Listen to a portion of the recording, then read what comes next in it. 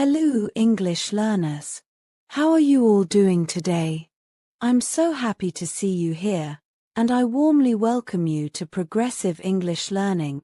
You know, every small step you take in learning English brings you closer to fluency. So don't stop, don't give up, keep moving forward with confidence, because progress is built one word, one sentence, and one conversation at a time. In today's video, we're going to practice English conversations on a very useful topic: traveling and transportation, airports, trains, buses, asking directions, booking tickets. These are real-life situations you'll definitely face, so by the end of this lesson, you'll feel more confident speaking English while traveling. So let's begin and enjoy learning together. I wake up before sunrise and feel the soft thrill of a new journey, and I check my passport, my tickets, and my small list of places I want to see, and I breathe deeply so my mind stays calm. I roll my suitcase to the door and make sure the charger, the adapter, and the earphones are all inside the front pocket. I open the taxi app and request a ride to the airport, and I read the driver name and the car model so I know I am getting into the right car. I greet the driver politely and say I am heading to the international terminal, and I sit by the window and watch the city wake up. I confirm the route on the map and relax as the road becomes smooth and the skyline fades behind us. I think about the languages I might hear today and the small phrases I can use to ask for help. I review my plan to check in early, pass security with patience, and find my gate without stress. I arrive at the drop-off zone and the air smells like coffee and jet fuel, and the rolling doors whisper open. I grip the handle of my suitcase and follow the signs for departures, and the blue arrows make the path clear. I join the line for the airline counters and prepare my passport and booking code, and I keep a friendly smile for the agent. I place my suitcase on the scale and hope the weight is within the limit, and I feel relief when the number is acceptable.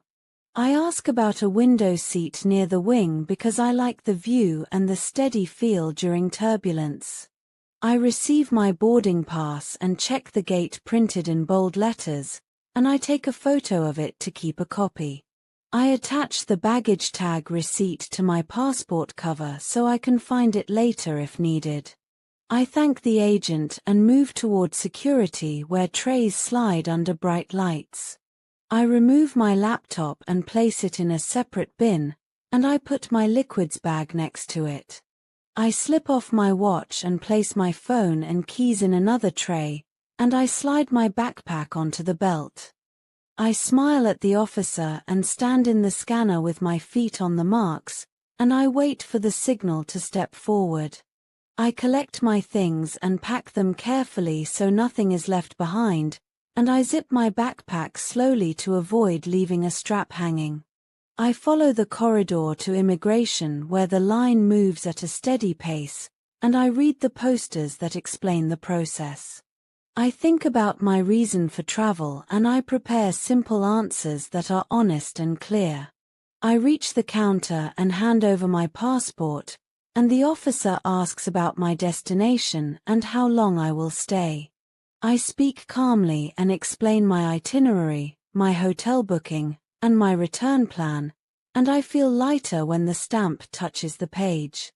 I thank the officer and step into the duty-free area where lights glow and people wander, and I look for the screens that show the gates. I drink water from my bottle and refill it at a fountain because staying hydrated helps me stay focused. I walk slowly to my gate so I can learn the layout of the terminal, and I note nearby restrooms and a quiet seating area. I hear a soft announcement about a gate change and I check the screen again, and I follow the new arrow without worry. I sit near a charging station and plug in my phone, and I set a small reminder to stand up and stretch. I send a brief message to my family saying the journey has begun and that I feel good. I watch ground staff move with practice steps, and I study how people prepare for a flight with calm faces and busy hands. I organize my boarding pass and keep my passport in a secure pocket where I can reach it easily. I listen for the boarding groups and keep my bag closed as the line forms. I join the line when my group is called, and I show my documents with a friendly greeting. I walk down the jet bridge and feel the air grow cooler as the aircraft waits like a patient bird. I step inside, nod to the crew, and find my seat by the window, and I lift my backpack into the overhead bin with care. I sit down, buckle my seatbelt, and check that the strap is snug and flat across my lap. I place my bottle in the seat pocket and set my phone on airplane mode. I watch the safety demonstration and follow the gestures with my eyes, and I locate the nearest exit by counting the rows. I rest my head against the window and feel the aircraft push back, and the engine hum becomes a steady chorus. I close my eyes during takeoff and breathe slowly while the city becomes a pattern of lights and lines. I feel the climb smooth into a level glide, and I open the window shade just a little to admire the sky. I remind myself to drink water and to move my ankles every few minutes to keep my legs relaxed. I read the menu card and choose a simple meal that is warm and light, and I ask for ginger tea to settle my stomach. I thank the crew when the tray arrives, and I eat slowly so I can enjoy the taste and avoid spilling. I place trash neatly on the tray and pass it back with a smile when the crew returns. I review my connection details and calculate the time I will have between flights, and I decide to walk briskly after landing to reach the next gate in comfort. I fill out a simple customs form and keep my pen in the seat pocket for later. I stretch my arms carefully and stand in the aisle when the seatbelt sign is off, and I respect the space of other passengers. I visit the restroom and wash my hands with warm water, and I dab my face with a towel to feel fresh. I return to my seat and watch a map that shows our path bending across oceans and borders. I think about the station I want to use later and the bus routes that might connect to my hotel. I note some phrases to ask for directions in a kind voice, and I practice saying them softly so they sound natural. I write a line in my travel notebook about the kindness of the crew and the calm rhythm of the cabin. I sip water and look out at the soft clouds, and I imagine the bustle of the arrival hall. I hear the chime that signals descent and I slip my seatbelt tight, and I store my table and raise the seat back. I watch the ground approach like a patchwork of green and gray, and the landing gear extends with a gentle sound. I feel the wheels meet the runway and the engines reverse with strength, and the cabin grows still as we slow. I wait for the seatbelt sign to turn off and I stand carefully so I do not bump the person behind me. I take my backpack from the overhead bin and check the pocket with my passport again. I walk along the jet bridge into the terminal where signs guide arriving passengers to immigration and baggage claim. I join the line for foreign passports and keep my documents ready, and I answer simple questions about my visit with steady eyes. I receive the entry stamp and thank the officer sincerely, and I follow the signs to the carousel where bags circle like lazy fish. I watch each suitcase and spot my bag with its bright ribbon, and I lift it onto the floor with both hands. I check that the tag matches my receipt and I tie the zipper pulls together with a small lock. I walk toward customs and choose the green channel because I have nothing to declare, and I keep my steps unhurried and respectful. I step into the arrival hall where voices echo and families wave, and I pause at a map to study the transport options.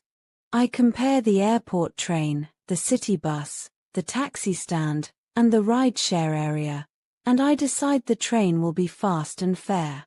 I buy a ticket at a machine by tapping the screen for English, and I pay with a card that works without a signature.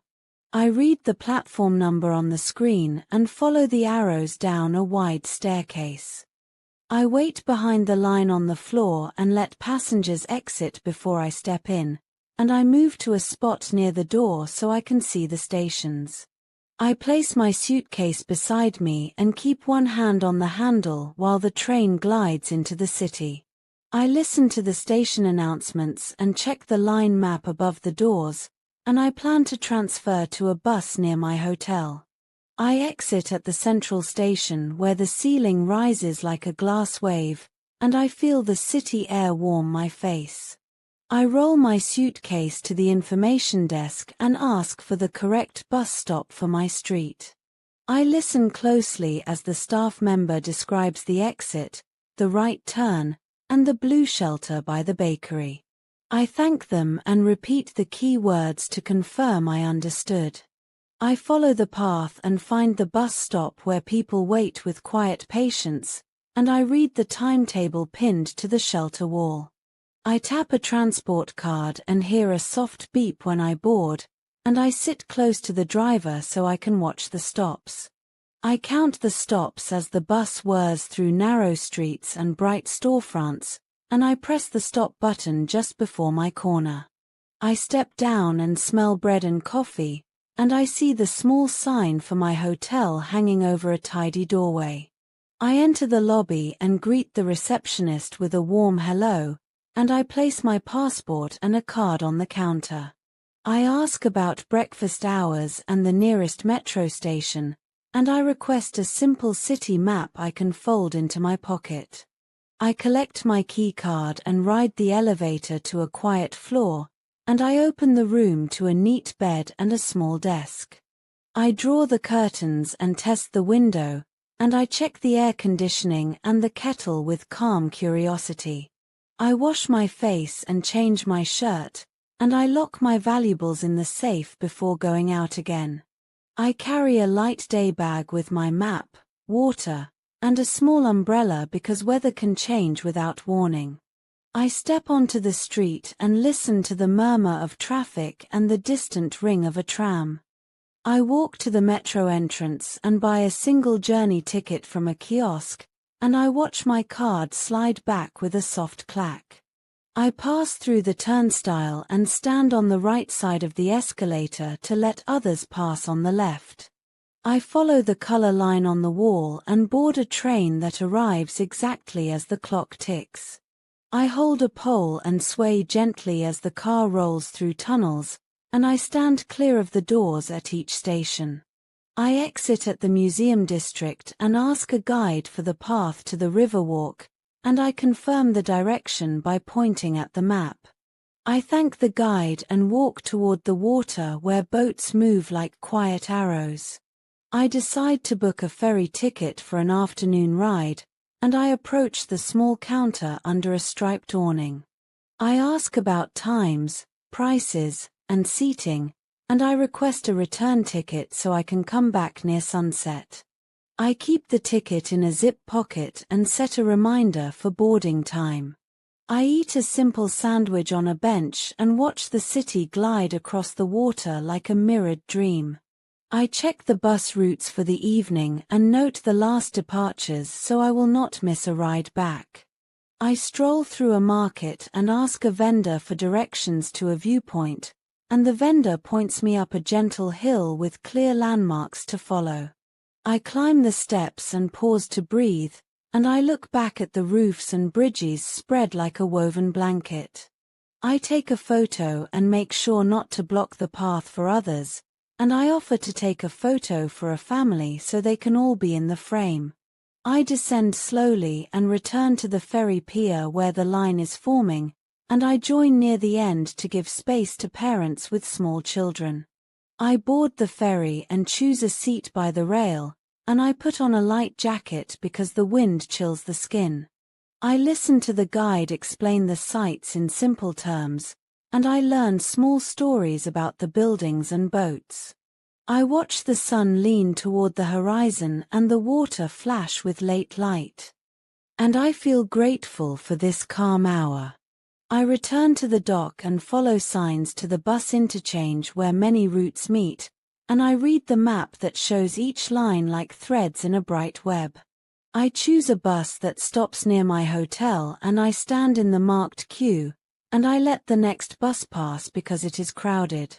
I board the following bus and greet the driver, and I tap my card again and move to an open seat. I look out at the city lights waking one by one, and I ring the bell gently before my stop. I step down and thank the driver, and I walk the last short block under trees that whisper in the evening breeze. I reach the hotel and greet the receptionist again, and I ask about early trains to a nearby town known for gardens and quiet pathways. I take a seat in the lobby and book a train ticket on my phone, and I choose a mid-morning departure with a reserved seat by the window. I confirm the platform and save the code to my wallet app, and I set an alarm to wake in time for breakfast. I sleep well and rise with energy, and I pack a small snack and a light scarf for the day. I walk to the station just as a soft drizzle begins, and I follow the signs to the main hall where boards flicker with departures. I find my platform and arrive early enough to watch workers prepare the train, and I enjoy the patience that comes with good planning. I board when the doors open and I slide my suitcase into the luggage rack near the entrance, and I keep my backpack with me under the seat.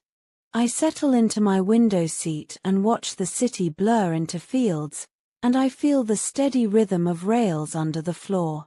I sip water and pull out my notebook to sketch the route in simple lines, and I note small villages that pass like gentle thoughts.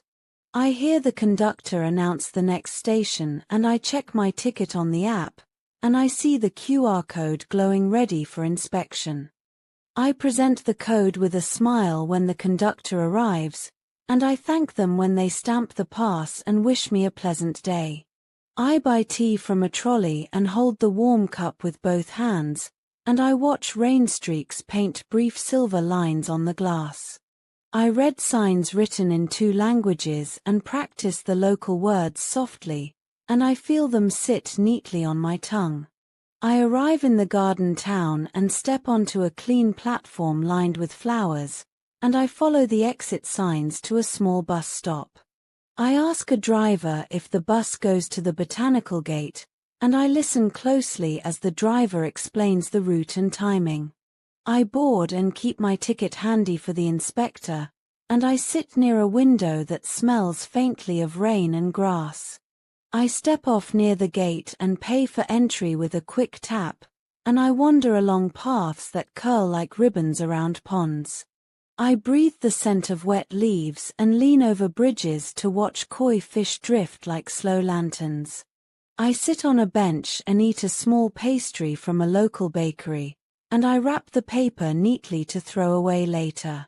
I ask a groundskeeper which path leads to the central pavilion, and I follow the gentle hand gesture down a path lined with bamboo. I thank them and remind myself that kindness is a language every traveler can speak.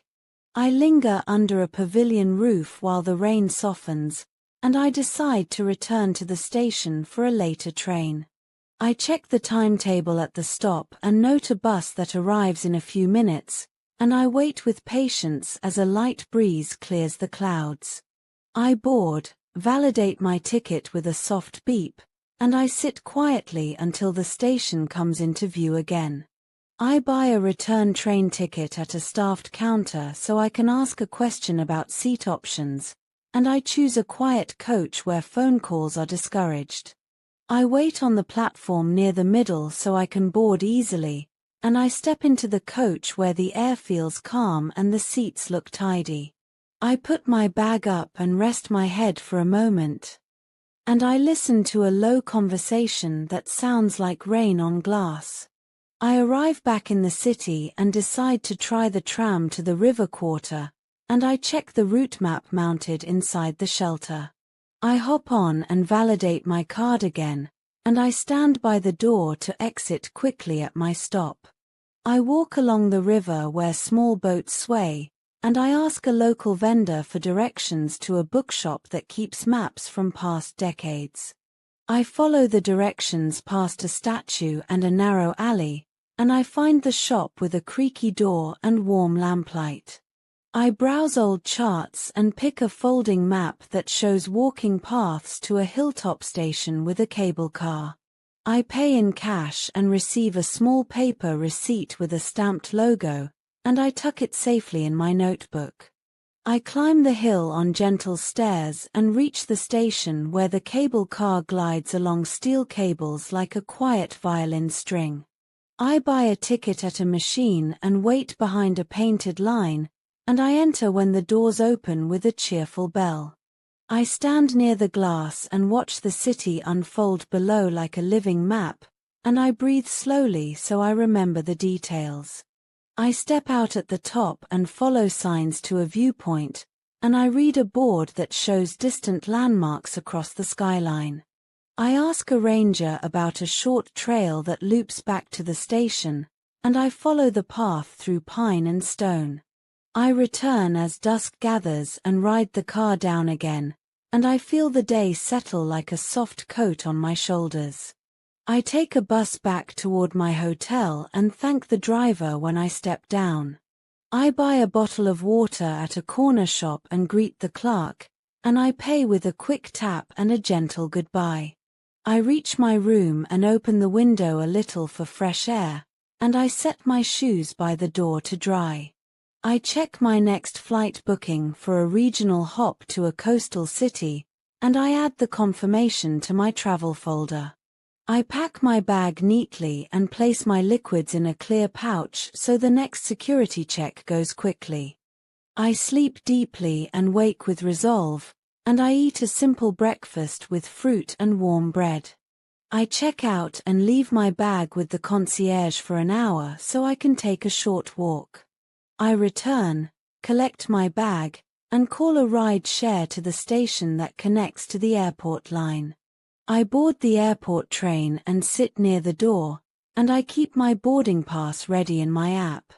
I arrive at the terminal where the ceiling curves like waves, and I follow the signs to the bag drop zone for online check-in. I scan my passport at a kiosk and print a tag for my suitcase, and I wrap it securely and place the bag on the belt. I answer a quick question about dangerous items with clear honesty, and I accept the receipt and slip it under my phone case.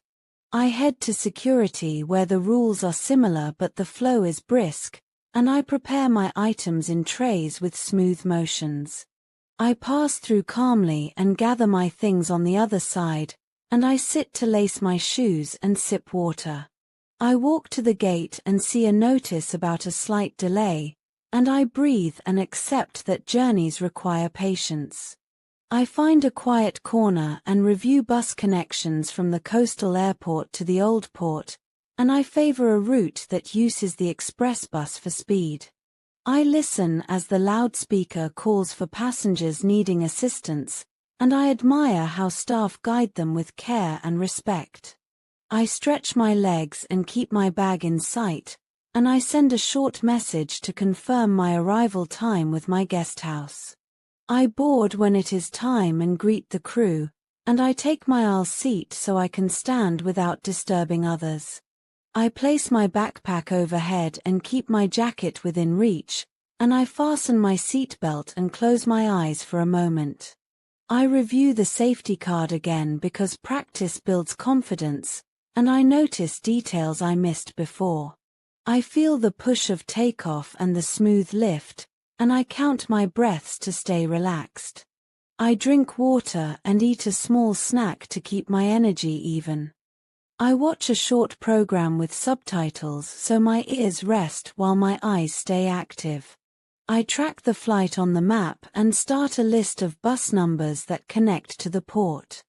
I feel a gentle bump of turbulence and keep my seatbelt fastened, and I focus on the weight of my body on the cushion to feel steady. I thank the crew when they collect trash and I offer my tray neatly stacked. I prepare for landing and adjust my watch to local time so I feel aligned with the day. I land and follow the signs to arrivals, and I clear immigration easily with a calm greeting and a friendly smile. I reach the bus counter and ask for the express route to the Old Port, and I pay for a ticket with a small discount for off-peak travel. I roll my bag to the platform and wait as the bus pulls in with clean lines and clear windows. I load my suitcase into the luggage hold and keep my backpack on my lap, and I choose a seat near the front for a smooth ride. I watch the coast flash by with white foam and bright rocks, and I breathe the salt that drifts through the vents. I arrive at the port stop and collect my bag from the hold, and I thank the driver for a steady journey. I walk along the quay and find my guest house behind a row of blue doors, and I ring the bell with a small hopeful tap. I greet the host and check in with a passport and a warm handshake, and I receive a simple map of the town with circles around key places. I ask about the bus to the lighthouse and the schedule for the last return, and I learn the stop is by a bakery that smells of sugar and sea air. I leave my bag in the room and step out with a light jacket, and I walk to the bus stop where gulls drift like paper kites. I ride the local bus to the end of the line and walk the final path to the lighthouse, and I listen to the wind speak in steady notes. I sit on a rock and watch the evening begin with a gold stripe across the horizon, and I think about how travel teaches patience, clarity, and gentle courage. I return on the last bus and keep my ticket in case an inspector boards, and I step down near the guest house with gratitude. I sleep well and dream of tracks, timetables, and friendly faces that show the way without words. I wake early and decide to take a regional train inland to a market town, and I buy a ticket at the station with a helpful clerk who suggests a seat on the shady side. I board and store my luggage on a rack that locks with a strap, and I keep a note of the carriage number in my phone. I watch fields blur by and I learn the names of new stations from the scrolling display. I arrive and follow the crowd to the exit, and I ask a station attendant for the platform to return later in the day. I explore narrow lanes lined with produce and spice, and I ask vendors about local snacks that travel well. I buy a small pack of dry fruit and keep the receipt in my pocket, and I note the bus that loops around the town so I can ride if the sun grows hot. I sit in the shade and drink water, and I plot a route back to the station by streets that pass shaded courtyards and calm plazas. I return to the station with time to spare and wait near a pillar with a clear view of the board. I hear a small announcement about a track change and I move with the crowd, and I confirm the carriage number when the train slides in. I ride back to the coast and watch the light flicker on the sea, and I feel a soft gladness that I am learning the rhythm of moving from place to place. I step off the train and decide to book a night bus for a longer jump to another region, and I open the bus company app to compare times, stops, and seat types. I choose a reclining seat and select a spot near the middle for a balanced ride, and I save the ticket to my wallet app. I check the departure terminal and plan to arrive early to store my luggage and buy a light meal. I rest in my room for a while and pack my bag tightly so nothing shifts in the overhead rack. I arrive at the bus terminal where bright signs mark gates and bays, and I find my platform and confirm my bus number with a staff member. I stow my suitcase under the bus and keep a small pouch with documents and water, and I board with a greeting for the driver. I find my seat and adjust the footrest, and I place my jacket as a small pillow for the long ride. I watch the city glide away and the highway open like a ribbon into darkness, and I close my eyes to the hum of tires on asphalt. I wake at a rest stop where lights shine over a line of small cafes, and I stretch my legs and buy a warm tea.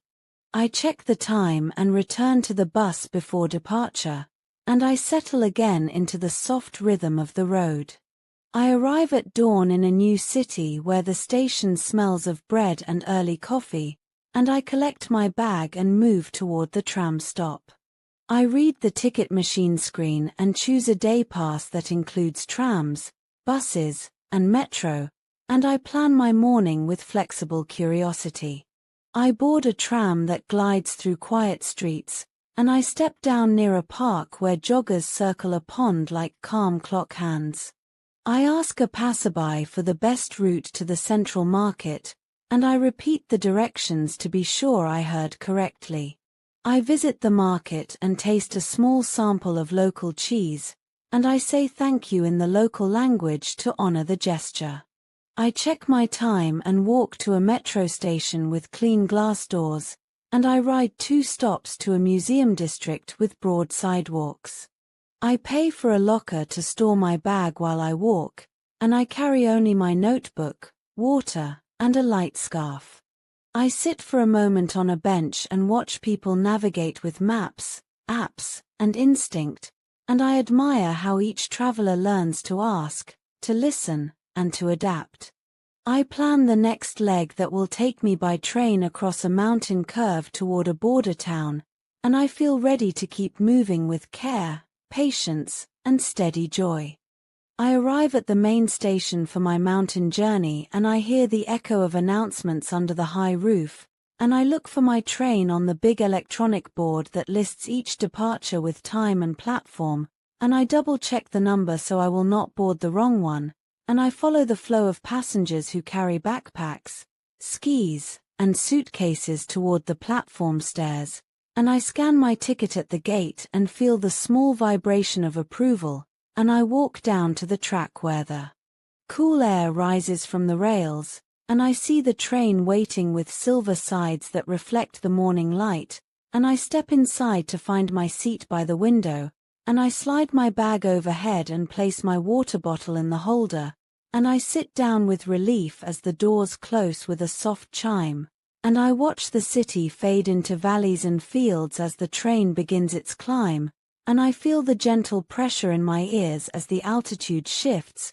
and I sip water slowly to stay balanced, and I admire the peaks that rise like blue shadows in the distance, and I listen to the conductor announce the next stops in 2 languages, and I prepare my documents because we will soon cross a border, and I remind myself to stay calm and polite if officers ask questions, and I feel the rhythm of the train echo like a steady heartbeat through the cabin, and I look around and see other travelers open snacks, books, and maps, and I take out my notebook to write simple words that describe the view so my memory stays clear, and I hear the rustle of paper bags and the soft click of cameras, and I lean closer to the window to watch a river sparkle far below, and I note how the tracks curve and the bridges arc like patient ribbons, and I close my eyes for a moment to rest, and I wake to the call of the border station where officers step on board, and I place my passport open to the page with my entry stamp.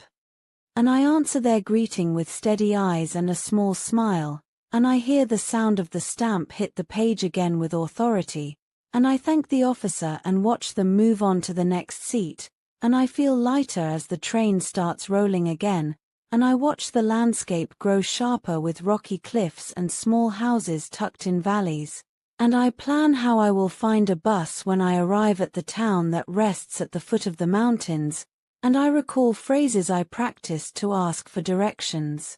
And I picture the map in my mind where the bus station lies just outside the main square, and I prepare coins for a ticket so I do not need to break a large note, and I feel grateful for the order of trains and buses that connect so many towns, and I listen to the brakes hiss as we enter a station lined with wooden beams, and I gather my bag and step onto the platform where the air smells of pine and stone, and I follow the exit signs to the square where buses wait like patient horses, and I approach a driver and ask if the bus goes to the lake village, and I listen to the nod and the clear word yes, and I climb aboard and pay the fare, and I sit near the window to watch the mountain road wind upward, and I feel the tilt of the bus as it curves and the steady hands of the driver at the wheel, and I watch villages flash past with flower boxes and cobbled streets, and I note each stop as the conductor calls the name,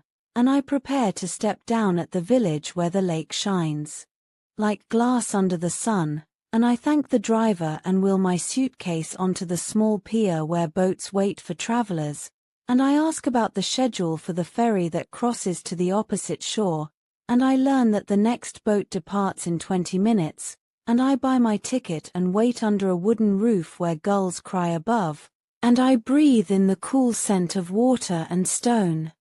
And I step aboard when the ferry horn sounds, and I sit outside with my jacket tight as the breeze grows strong, and I watch the mountains shift with each angle of the boat, and I feel the sense of being carried gently across borders of land and water, and I remind myself that every train, bus, and boat is part of a long story of moving, learning, and discovering, and I know that each new stop will teach me to ask clearly, to listen carefully, and to walk forward with calm steps. When the ferry docks at the opposite shore, I step down carefully with my suitcase and follow the small crowd toward the pier where signs point to taxis, buses, and a narrow road that leads uphill, and I pause to ask a local vendor which path reaches the old inn I booked, and the vendor points with a smile and repeats the word left until I understand, and I thank them and roll my bag along cobblestones that click under the wheels, and I see colorful houses with shutters open to the lake breeze. And I hear church bells echo across the water, and I stop for a moment to admire the way the light falls on the roofs like gentle fire, and I continue walking until I find the inn with a wooden sign swinging above the doorway, and I greet the host who welcomes me with warm words and asks about my journey, and I hand over my passport and receive a key tied to a leather tag, and I climb the narrow stairs to a small room where the window opens onto the lake, and I set my bag down and breathe deeply as the air carries both pine and water, and I decide to rest only for a short while before exploring, and I wash my face, change my shirt, and take only a light backpack with water and a map, and I step outside again to catch a bus that climbs higher into the hills, and I find the stop near the bakery and confirm the schedule with a fellow traveler, and I board when the bus arrives and sit on the side with a clear view of the valley, and I watch the driver handle the winding road with ease, and I listen to the chatter of passengers who point at peaks and laugh softly, and I mark each stop on the route with my finger on the map, and I step down at the hilltop where a trail leads to a lookout, and I ask a ranger how long the walk will take, and I receive a clear answer of 20 minutes uphill, and I thank them and begin the path where stones crunch under my shoes, and I pause often to drink water and admire the widening view. And I finally reach the lookout where the lake lies below like polished silver, and I sit on a bench and let the wind cool my face, and I write in my notebook about the peace of travel and the rhythm of buses, trains, and boats that weave together to make movement possible, and I take a photo and then carefully fold the map to check the return times, and I walk back down to the bus stop and wait with others who greet me kindly, and I ride down again with the valley opening wide, and I step off near the village square where the evening market glows with lamps, and I buy a small meal from a stall and thank the cook for the warm dish, and I sit by the fountain and listen to music played by a street performer, and I feel that travel is not only about reaching places but also about slowing down to see people, hear stories, and share small kindnesses, and when the night grows cool I return to the inn and lock my window partly open so I can fall asleep to the sound of gentle waves, and I think ahead to the train that will take me to another city by the sea, and I drift to sleep with the thought that every step, every ride, every question, and every answer is a lesson in moving through the world with open eyes and steady heart. The next morning I wake up early with soft light streaming through the thin curtains, and I stretch slowly before packing my small bag again, and I go downstairs where the host has prepared bread, jam, and hot tea, and I eat while listening to the chatter of other travelers who speak in different languages yet share the same excitement of the road, and I smile quietly as I sip my tea, and I check my ticket for the coastal train leaving at 9, and I thank the host sincerely before stepping outside where the air is cool and fresh, and I walk to the small station with calm footsteps, and I see the platform already filling with people carrying backpacks and suitcases, and I stand near the edge where the tracks glisten under the morning sun, and I hear the whistle of the approaching train echo through the valley, and when it arrives I climb aboard and find a window seat where I can watch the scenery unfold, and the train begins to move with a gentle rhythm that rocks me into stillness, and I see forests blur past, rivers twisting below bridges, and villages flashing by with people waving from fields, and I open my notebook again to write down simple details so I do not forget the way the world looks in motion, and I feel both a little tired and deeply alive, and I know that every mile forward is a promise of new sights, new voices, and new moments waiting to be noticed, and I sit quietly with my thoughts as the train carries me closer to the sea. As the train curved along the coastline, the traveler felt the rhythm of the wheels blend with the sound of the sea, and he kept looking at the horizon where the blue water touched the sky. Then he thought about the next destination because he had planned to leave the coastal town and continue inland.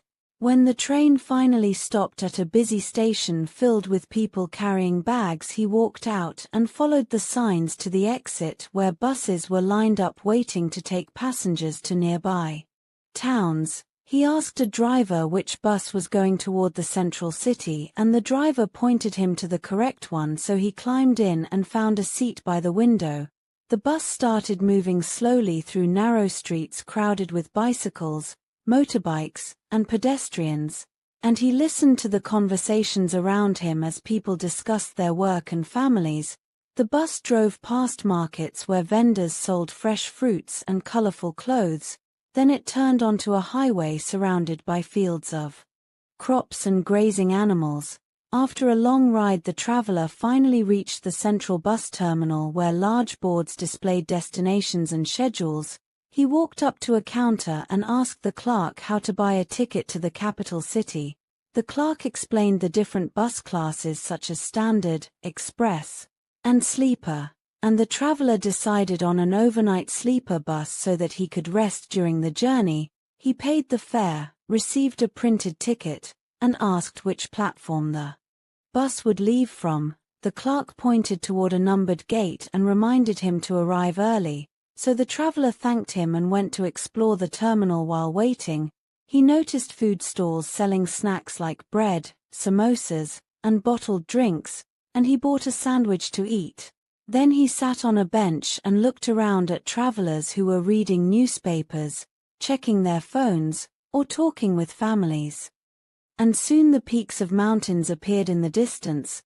The traveler felt excitement rising inside him because each new destination brought fresh experiences. He imagined hiking through trails, asking locals for directions to hidden spots, and taking buses to small villages.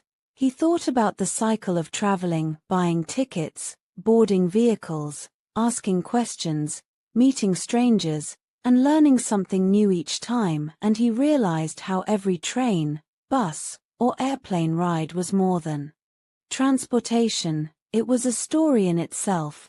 The rhythm of journeys kept moving him forward, and he was ready for everything that awaited beyond the next stop.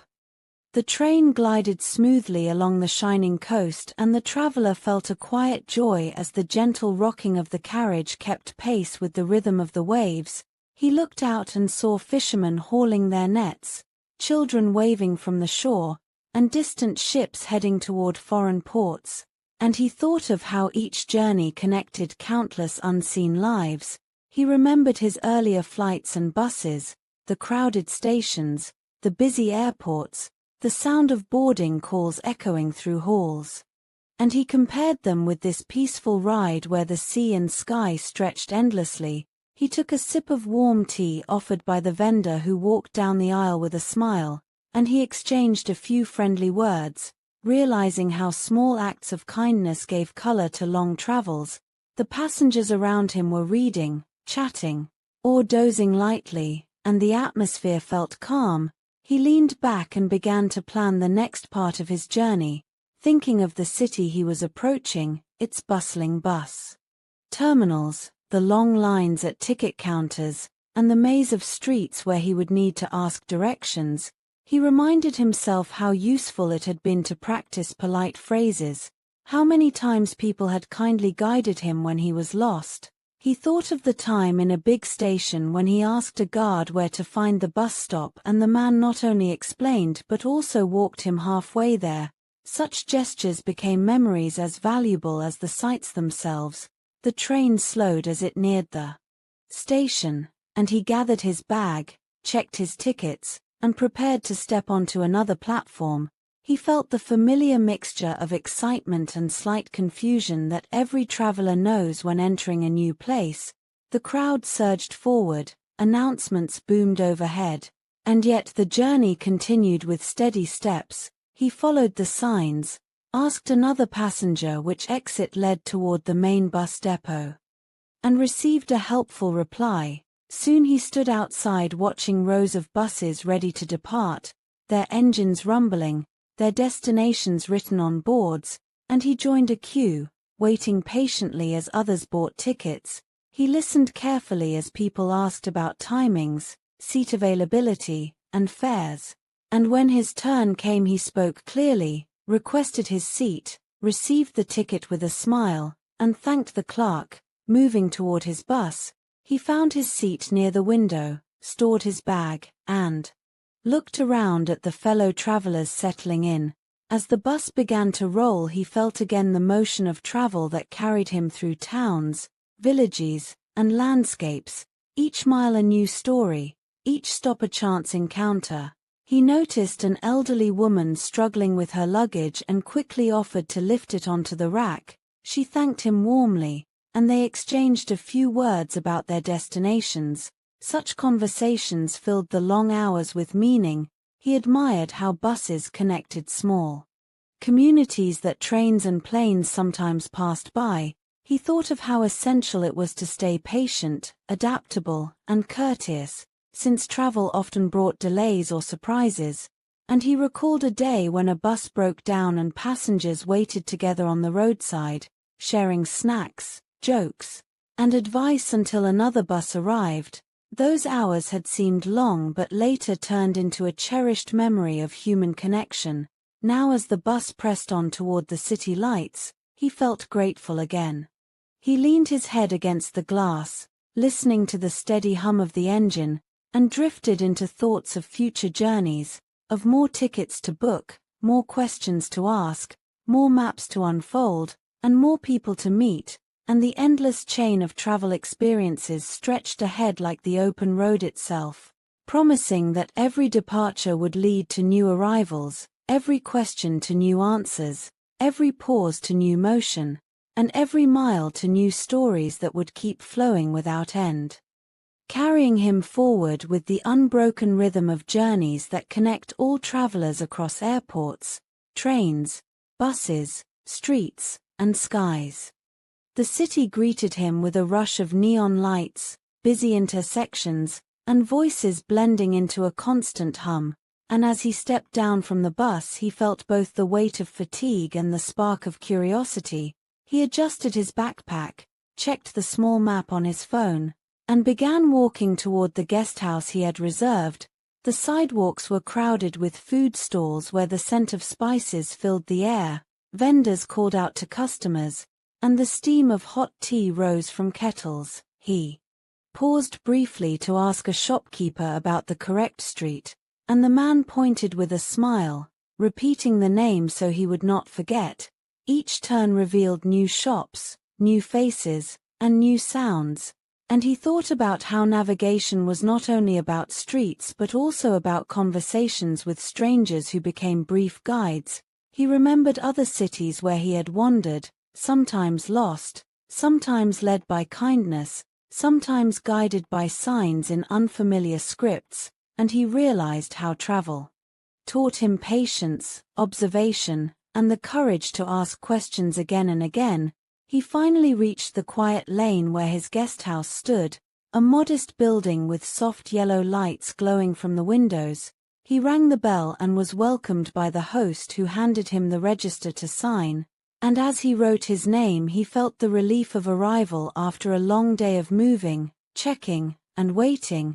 The room was simple but clean, a bed with fresh sheets, a table with a lamp, and a small window overlooking the narrow street. He placed his bag down, washed his face, and sat by the window, listening to the faint sounds of traffic fading into the night, and he thought about how every day of travel carried its own rhythm of departures, arrivals, and quiet rests. He felt grateful for the chance to stop, to breathe, and to prepare for the next morning when new questions, new directions, and new paths would once again call him forward into the ever-growing story of journeys that never truly end.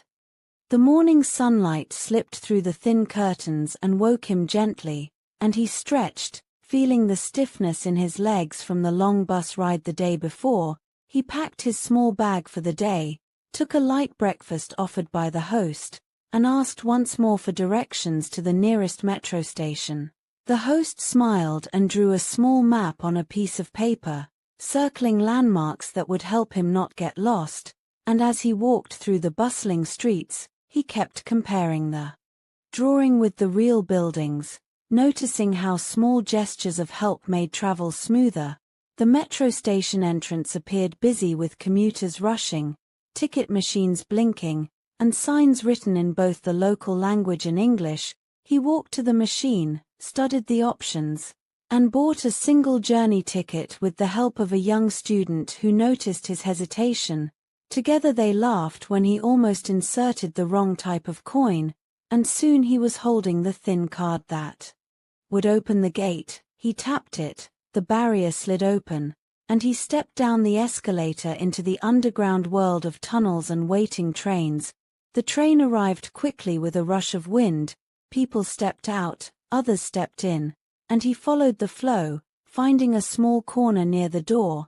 The train moved smoothly, stopping at stations where names were announced in 2 languages, and he listened carefully, repeating them silently so they would stay in his memory. Across from him an old man sat reading a newspaper, a mother comforted her child, and 2 friends discussed their plans for the day. He realized how public transport always carried countless stories within it, silent journeys overlapping for a brief moment before separating again.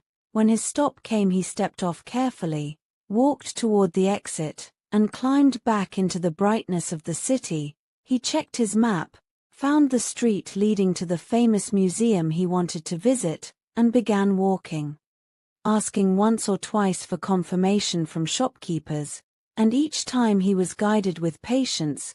He entered the museum later that morning, bought a ticket at the counter, and wandered through halls of history, art, and culture, feeling how travel not only moved him physically but also carried him into the past lives and ideas of the people whose city he now explored.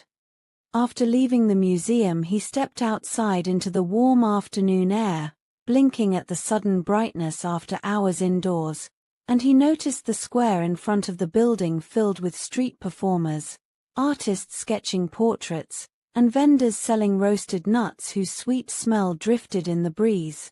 He paused to watch a violinist play a gentle tune that drew a small crowd.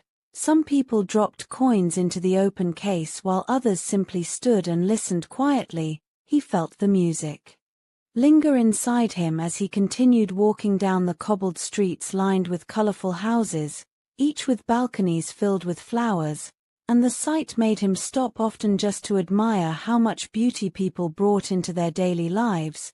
He found a small cafe on a corner where wooden chairs spilled onto the pavement. He sat down, ordered a cup of coffee, and watched the rhythm of the city as bicycles passed. Children laughed on their way home from school, and shopkeepers chatted with neighbors. Time seemed slower there, and he savored each sip of the strong drink, writing a few notes in his small journal about the details he did not want to forget. When he finished, he paid the kind waiter and asked for directions to the river, since he had heard it was beautiful at sunset. The walk took him through quiet streets where cats rested on windowsills, and soon he reached the wide riverbank where the golden light of late afternoon shimmered on the water. Boats drifted slowly while couples sat together on benches. He leaned against the railing, breathing in the calm air, and watched the horizon as the sun lowered, painting the sky in pinks and oranges. In that moment he felt both far from home and yet completely at peace, as if the journey itself was home, and he promised himself that no matter how many places he visited, he would always pause like this to simply breathe and watch the world without rushing. As the evening deepened, he walked along the riverside path where lanterns began to glow softly and the reflections in the water created a magical scene. He followed the crowd toward a small dock where boats were offering evening cruises, and on impulse he bought a ticket and stepped onto one of the gently rocking vessels. Finding a seat near the railing so he could watch the city lights flicker to life, the boat moved slowly down the river, passing under stone bridges that looked even more beautiful when lit from below. A guide spoke softly over a microphone telling stories of the city's history, and he listened with half an ear while letting the cool breeze brush against his face. Couples leaned close together, families pointed excitedly at monuments, and solo travelers like him simply absorbed the beauty of the moment. He ordered a warm drink from the small counter on board and held the cup carefully while the boat glided through the water, the sound of gentle waves mixed with laughter and the hum of the engine. When the cruise ended, he stepped back onto the dock feeling refreshed. He decided to walk slowly back toward his hotel rather than take a bus, because the night air was calm and the streets felt safe and alive. On his way he passed bakeries just closing, bookstores with glowing windows, and quiet squares where people still lingered talking.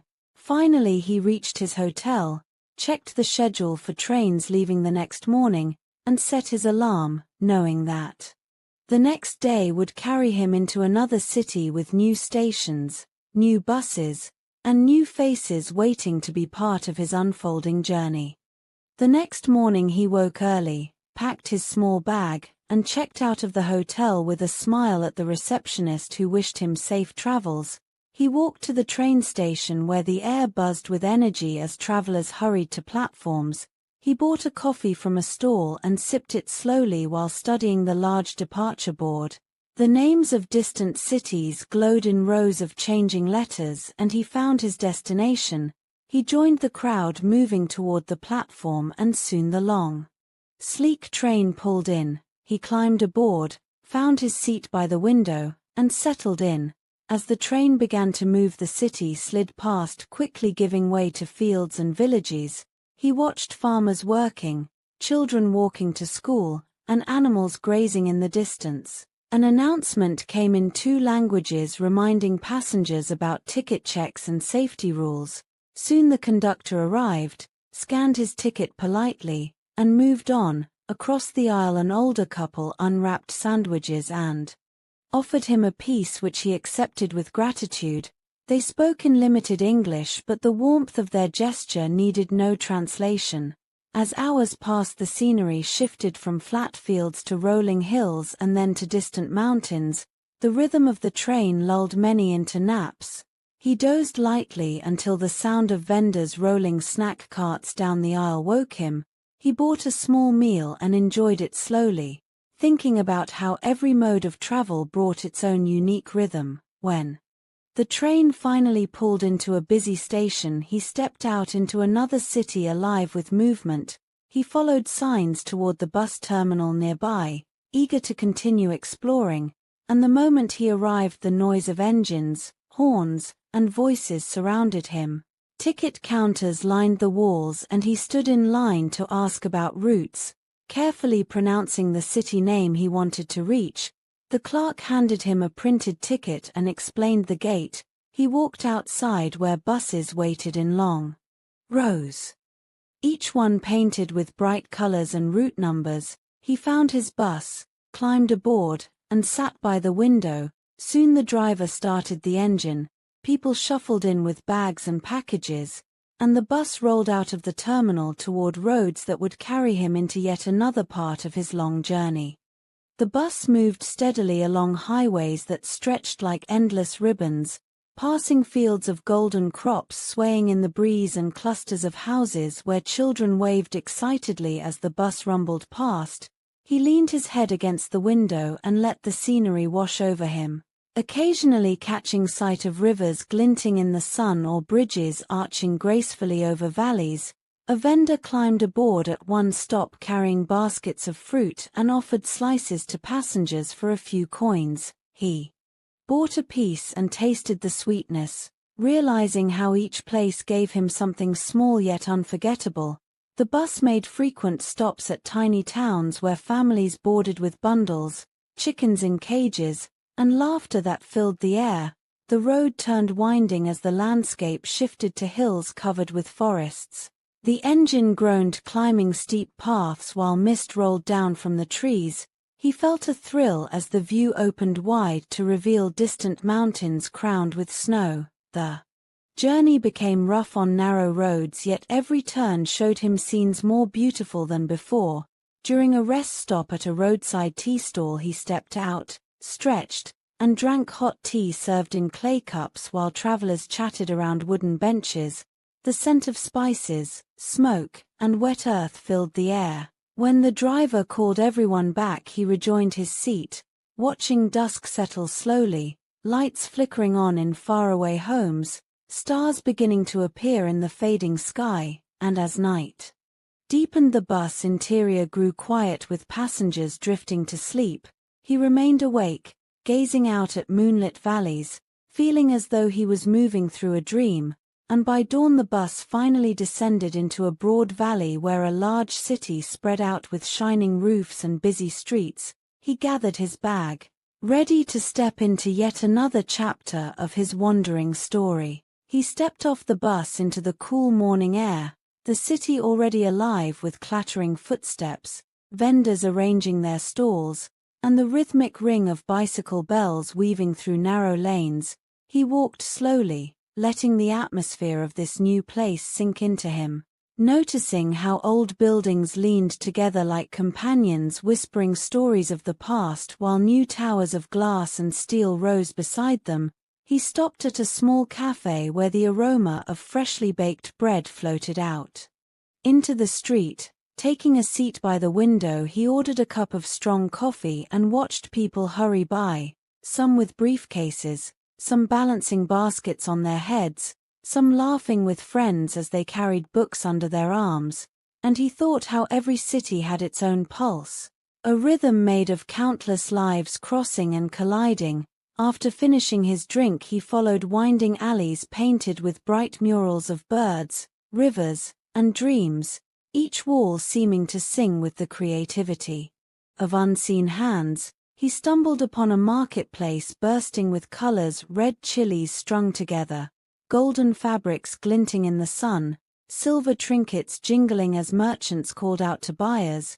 He let himself wander through the maze of stalls, bargaining lightly for a handmade notebook bound in leather, and when he touched its pages he imagined filling them with his own stories of the road, carrying memories in ink the way he carried them in his heart. As the day stretched on, he climbed a hill. At the city's edge, the path lined with lanterns waiting for evening, and when he reached the top he looked out over the rooftops, the river curling like a ribbon through the streets, the smoke of cooking fires rising lazily, and the sound of bells from a distant temple blending with the call of vendors below. In that moment he felt both far from home and exactly where he belonged, part of the endless flow of journeys that carried him forward. As the sun dipped lower, the city shifted into its evening rhythm, lanterns flickering to life one by one until the streets glowed like rivers of fireflies. He wandered down from the hill and into the heart of the old quarter where music spilled from doorways, violins and drums weaving together in melodies that made even strangers smile at one another. He followed the sound until he reached a small square where dancers moved in circles, their steps light and joyful, children clapping along. While elders tapped their canes in time, he lingered at the edge before a friendly hand pulled him into the rhythm, and though his steps were clumsy at first, he soon found himself laughing and spinning, forgetting for a while the weight of distance and the unknown road ahead. When the dance ended, he caught his breath near a fountain where the water shimmered in the torchlight. He noticed a group of travelers sitting on the stone rim sharing stories in different tongues. They welcomed him with a nod and passed him a piece of warm bread wrapped in cloth. He sat among them and listened as each voice painted images of mountains crossed, seas braved, and friendships found along the way. He felt the invisible thread that bound all wanderers together, that quiet understanding that every journey was both deeply personal and universally shared, and as the stars spread wide above the city, he realized that this night, like so many others, would etch itself into his memory as another gentle chapter of his ever-unfolding path. The night deepened and he eventually left the square, his steps quiet on the cobbled streets as the laughter of dancers and storytellers faded into the distance. He followed the narrow lanes that twisted like veins through the old quarter until he reached a small inn tucked behind an archway where ivy climbed the stone walls. The innkeeper greeted him with a smile and a lantern glow, leading him to a modest room with a wooden bed, a single window, and the faint scent of lavender in the air. He set down his bag and stood at the window watching the city lights flicker like candles scattered on the earth. He thought about the many places he had seen and the many still unseen, and a calm settled over him as if the night itself promised safe passage for tomorrow. He lay down and drifted into sleep, his dreams carrying him back through airports and train stations, across seas and mountains, weaving all the faces he had met into a tapestry of motion and connection. When morning arrived, the soft call of birds outside woke him, and golden light spilled into the room like a blessing. He rose, stretched, and prepared to move once again, his heart steady with the knowledge that each departure was also an arrival, each unknown road a thread guiding him deeper into the endless journey that awaited just beyond the door. He stepped out of the inn into the gentle freshness of morning, the streets still damp from a night of mist, vendors setting up their carts with baskets of bread, fruit, and flowers that filled the air with fragrance. He bought a warm loaf and carried it in his hand as he walked toward the main road where buses were parked in a line, their drivers calling out destinations in cheerful voices. He approached one bound for the mountains and purchased a ticket. The vendor tore the stub with a snap and pointed him to the waiting bus. He climbed aboard and chose a seat by the window, watching as the other passengers settled in, some chatting with friends, others carrying bundles and musical instruments. When the bus started moving, he felt a thrill of anticipation. The road wound upwards through rolling hills and then sharper cliffs, each turn revealing new valleys with rivers cutting silver paths through the green. Clouds drifted low as if they wanted to ride along, and the engine hummed a steady rhythm that lulled him into thought. He remembered the many tickets he had collected, little slips of paper marking each step of his path, proof that journeys were stitched together by small exchanges at counters, brief words, and simple trust. At midday, the bus stopped at a roadside cafe where steaming tea was served in clay cups, and he joined the others in sipping the earthy drink while gazing at peaks rising ahead.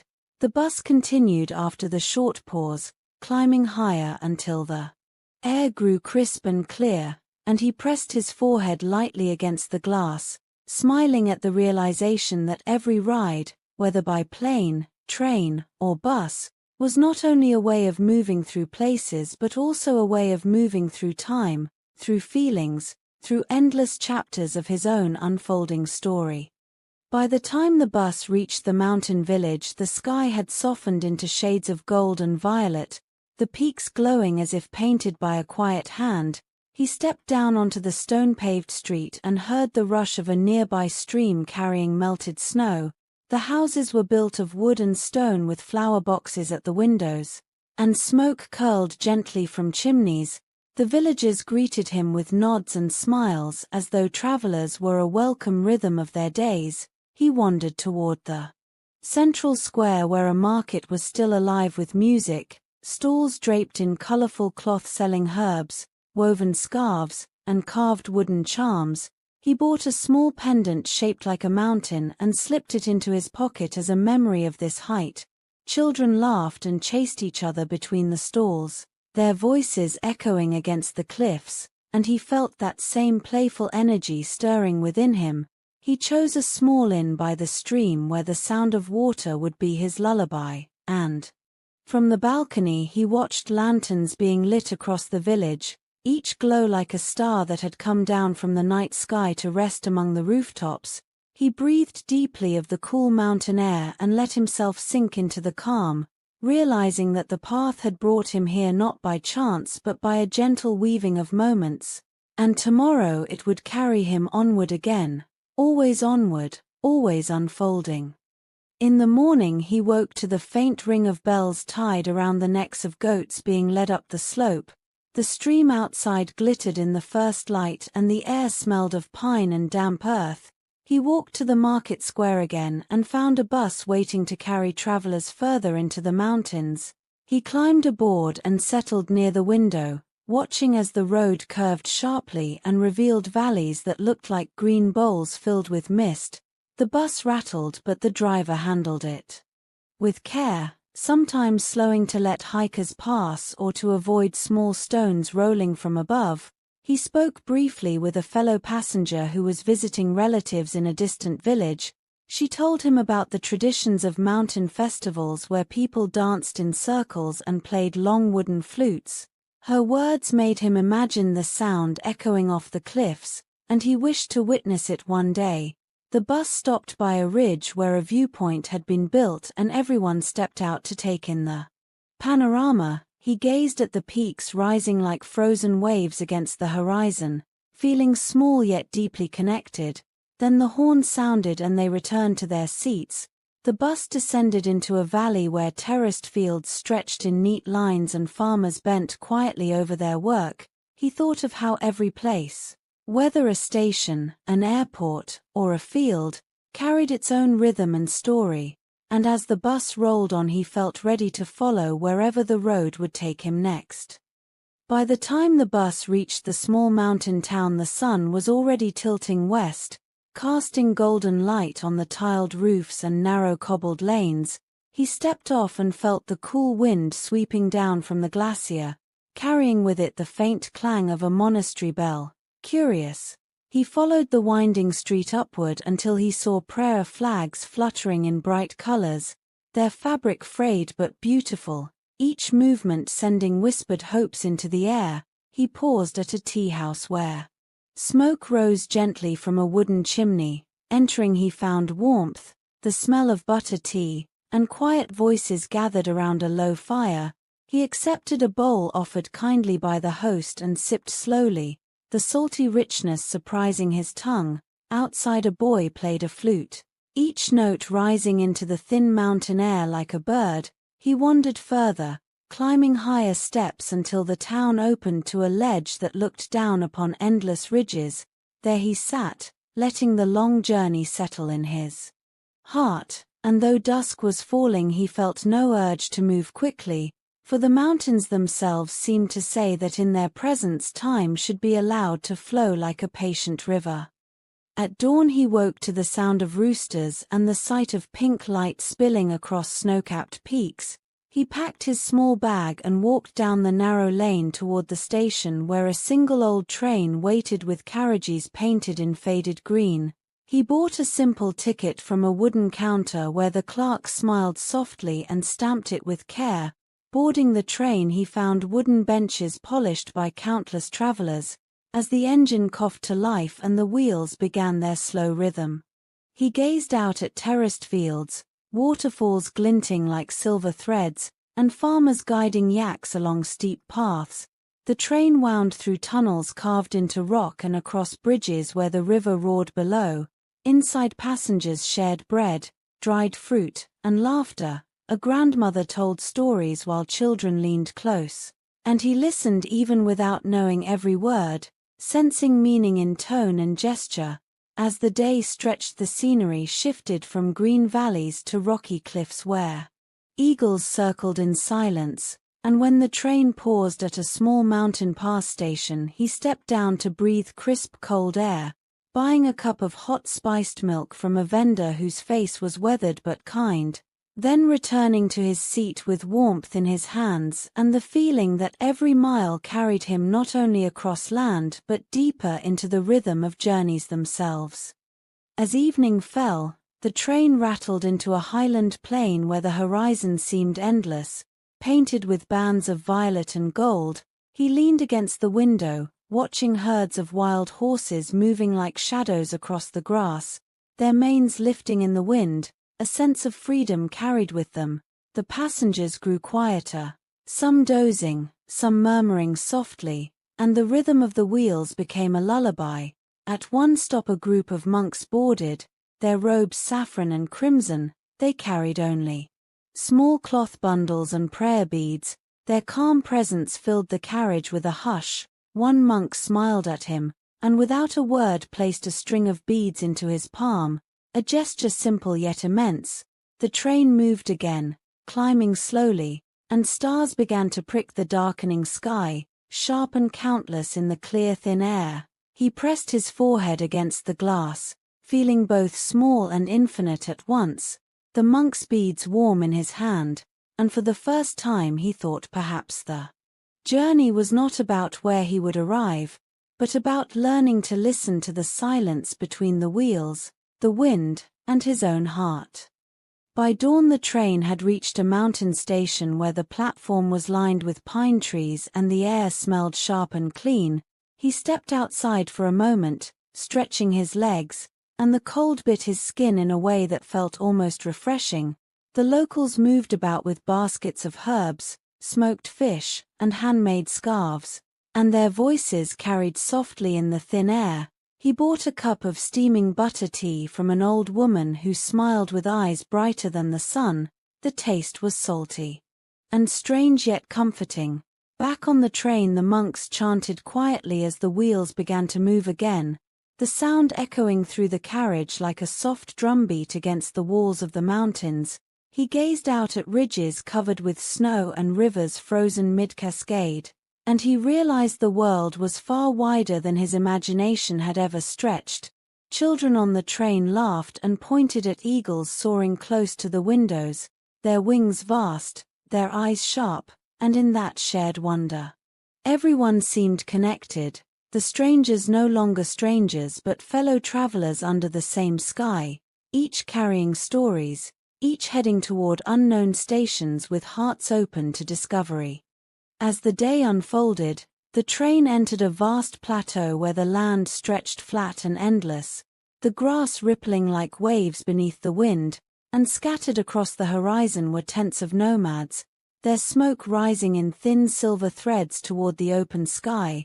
Herds of yaks moved slowly, their bells clinking in rhythm with the train's wheels. He leaned closer to the glass, fascinated by how life thrived even in such lonely expanses. A young boy in the seat ahead turned and offered him a dried cheese cube, its taste sharp and earthy, and though words were few between them, the shared bite felt like a small friendship born. In the distance, storm clouds gathered like dark mountains of their own, lightning flashing far away, and the whole carriage grew quiet as the train rolled directly beneath that brooding sky. Rain pelted the roof, thunder echoed against the plains, yet there was no fear, only awe, and when the storm finally passed, the air was clearer, the colors richer, the earth smelling alive, and he sat back with the monk's beads still in his hand, whispering to himself that perhaps storms were not there to break the journey, but to remind him how beautiful the calm could be when it returned. By evening, the train began to climb again, winding through narrow passes where cliffs rose on either side like guardians carved from stone. Waterfalls spilled down the rock faces, their spray catching the last golden light of the sun, and he pressed his forehead to the glass, feeling the coolness as if he were closer to the rushing water. The monks lit small lamps inside the carriage, their glow casting halos that flickered gently with the sway of the train. Passengers spoke in hushed tones, sharing bread, fruit, and little stories as though they were one family traveling together. The air grew thinner, breaths came slower, yet the silence outside felt deep and sacred. Stars began to prick the sky one by one until the heavens stretched bright with endless constellations, and he realized this was the highest he had ever been in his life, both in body and in spirit, for the world below seemed distant and quiet, and within him something stirred, a feeling of being carried not only across mountains but also into a place where his own heart could finally listen to itself. The night deepened as the train snaked along the mountains, its windows glowing like a moving constellation against the dark ridges. The rhythmic clatter of wheels became almost like a heartbeat steadying everyone inside. He closed his eyes and let the sound carry him. But soon curiosity drew him back to the glass where the moon rose, huge and silver, bathing the snow peaks in light so pure it seemed unreal. A woman beside him softly hummed a lullaby to her child, the melody blending with the train's song until it felt like the whole night was singing. He thought of home and of the long road that had led him here, yet instead of longing, there was peace, as though the journey itself had become home, and when at last he drifted toward sleep, it was with the sense that tomorrow the world would open wider, offering him places and truths he had not yet dreamed of. He awoke to the sound of the train horn echoing through the valleys as dawn painted the sky in streaks of pink and orange. The cold morning air seeped through the narrow gaps in the windows, making him pull his jacket closer. Passengers stirred around him, some yawning, some preparing small breakfast packets with tea poured into plastic cups, and the smell of bread mixed with the earthy scent of wet mountains. He leaned out slightly when the train slowed at a small station nestled between cliffs where vendors held up baskets of fruits and flasks of steaming chai.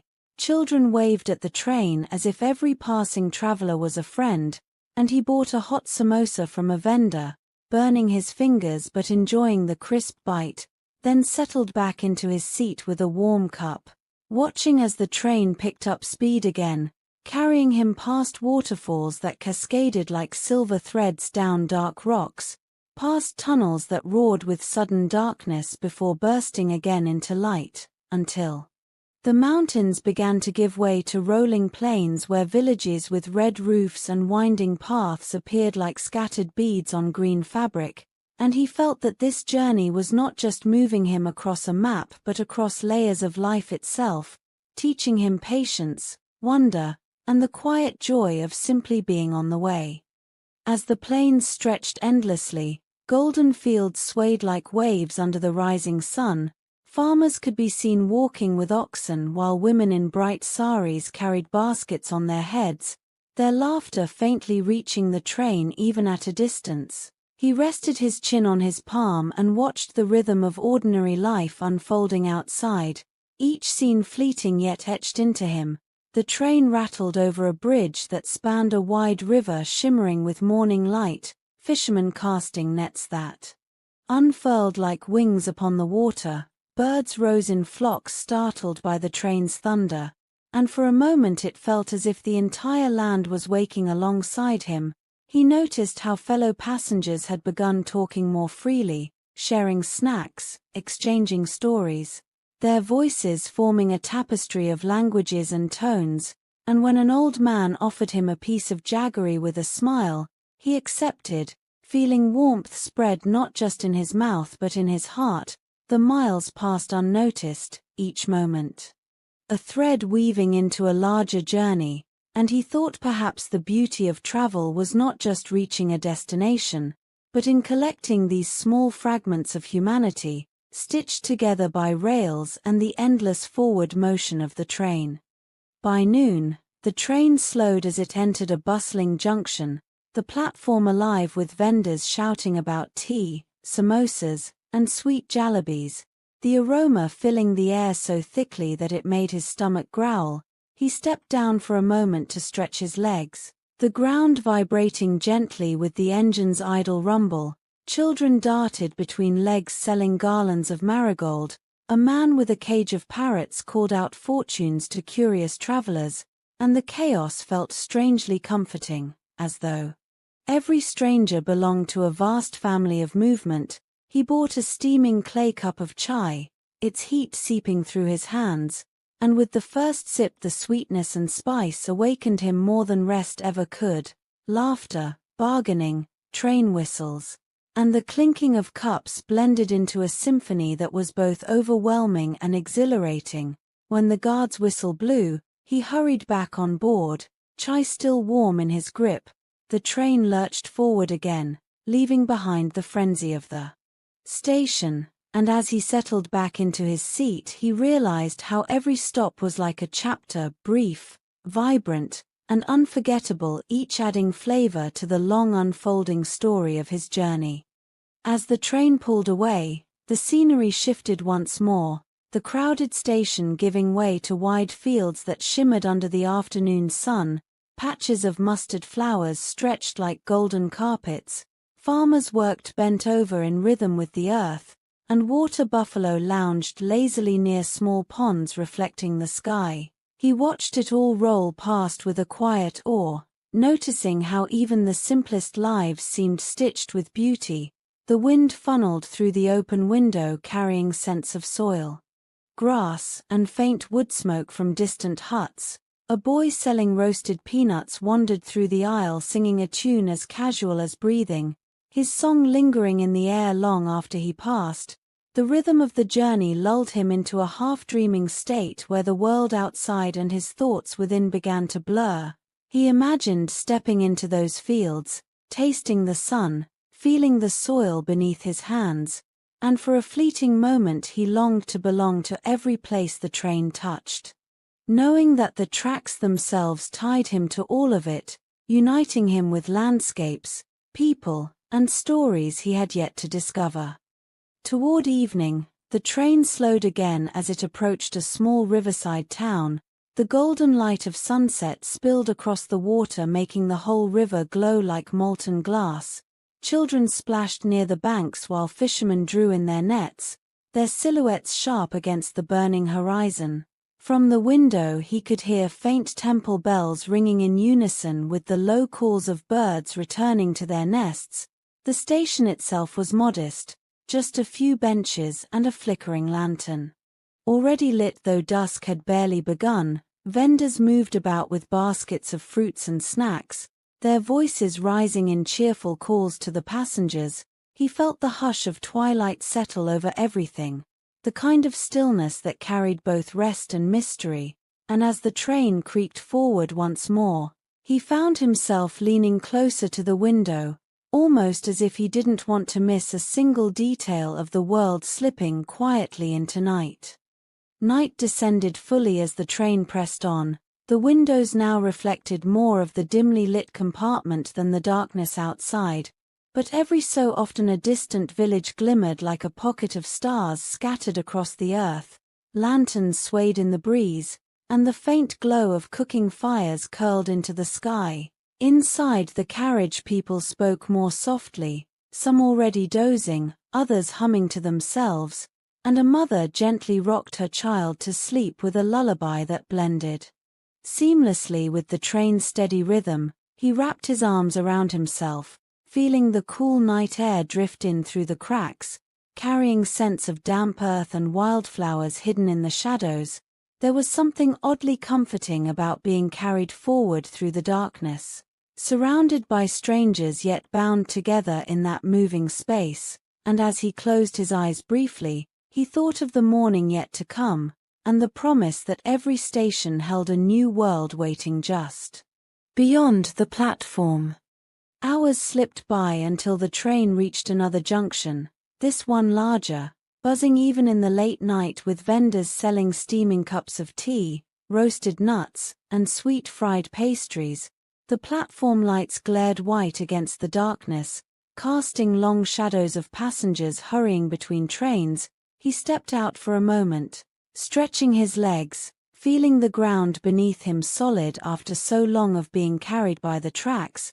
The smell of spiced tea rose thick in the air, and he bought a small clay cup, the warmth seeping instantly into his hands. He sipped slowly, savoring both the taste and the fleeting silence he found at the edge of the platform, away from the crowd.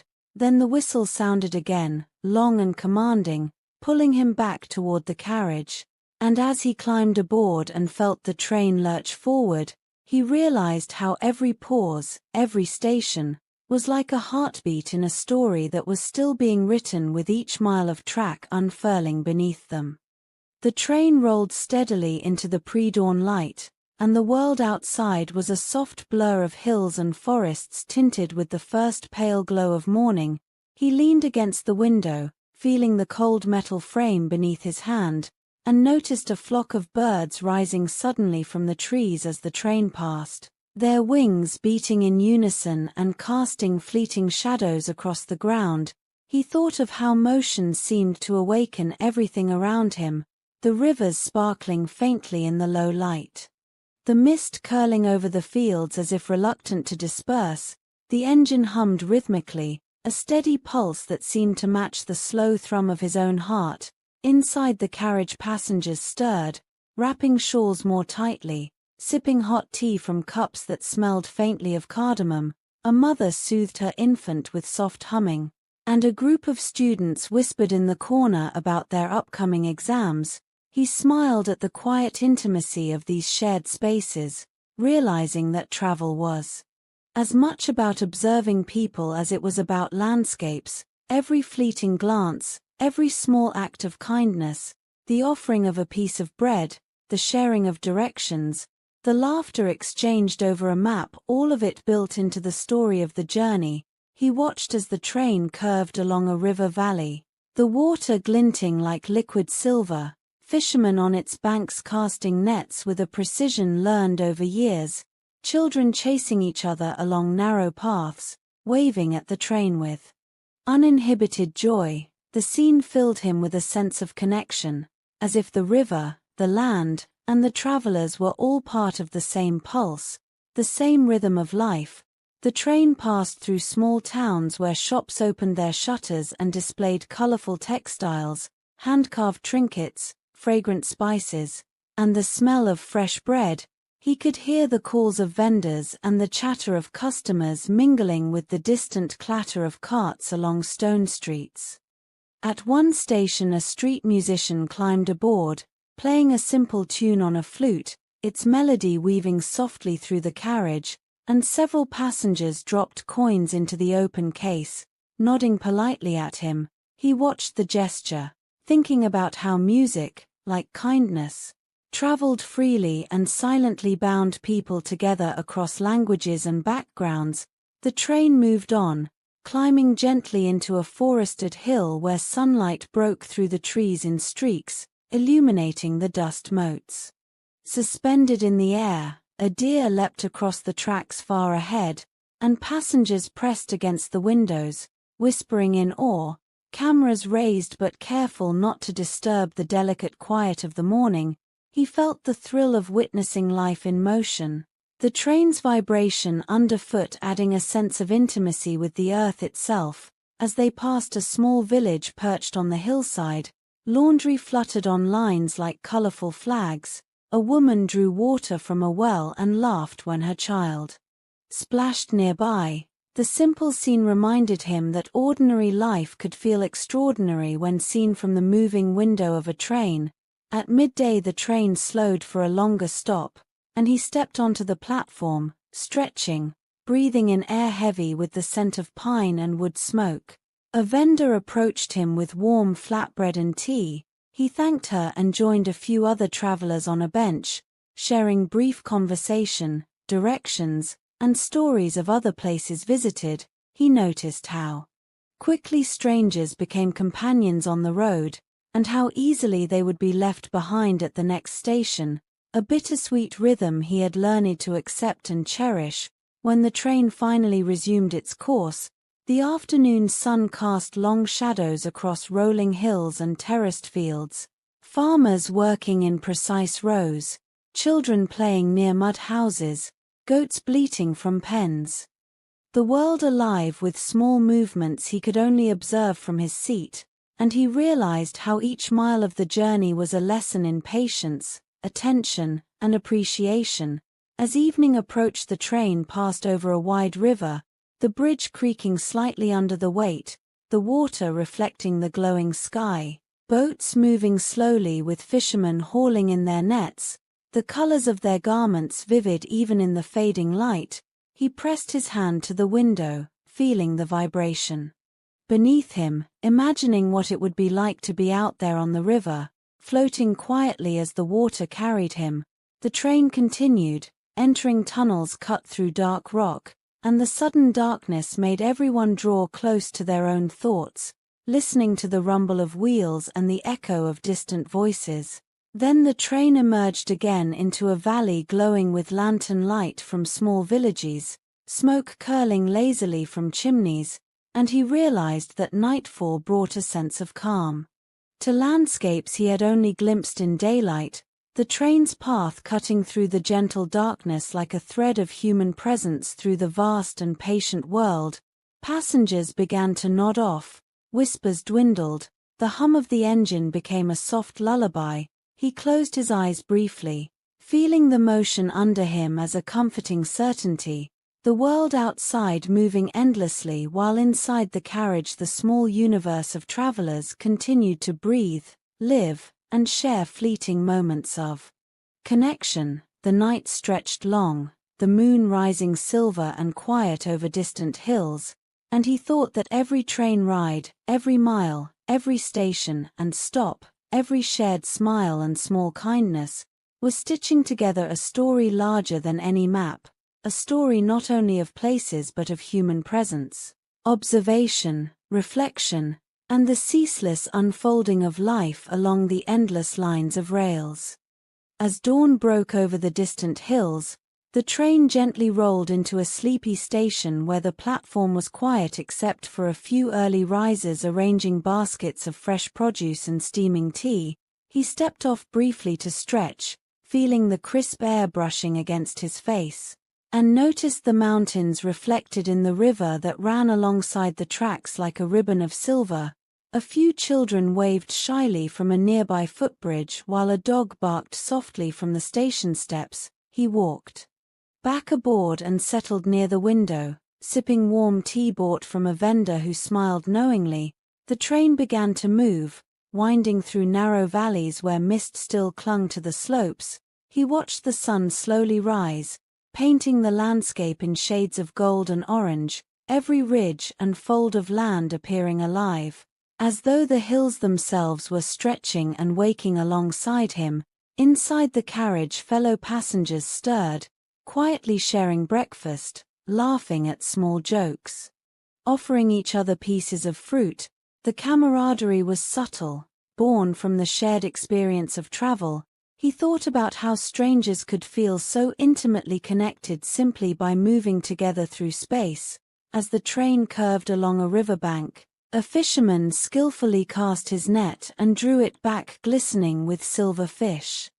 A family of ducks hurried past, and he realized that even the smallest moments of ordinary life became extraordinary when seen from a moving train. The engine hummed steadily, blending with the sound of water and wind, and he felt himself becoming a part of the rhythm of the journey itself.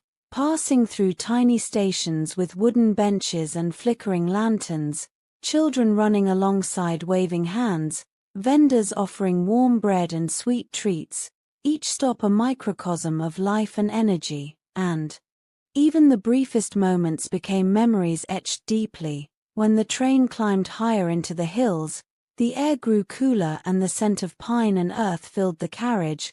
Clouds rolled past like slow rivers in the sky, and distant peaks, capped with snow, seemed to glow in the rising sun. He pressed his forehead against the glass, feeling the vibration of the wheels through his body, realizing that every mile carried him not just through landscapes but into the pulse of life itself.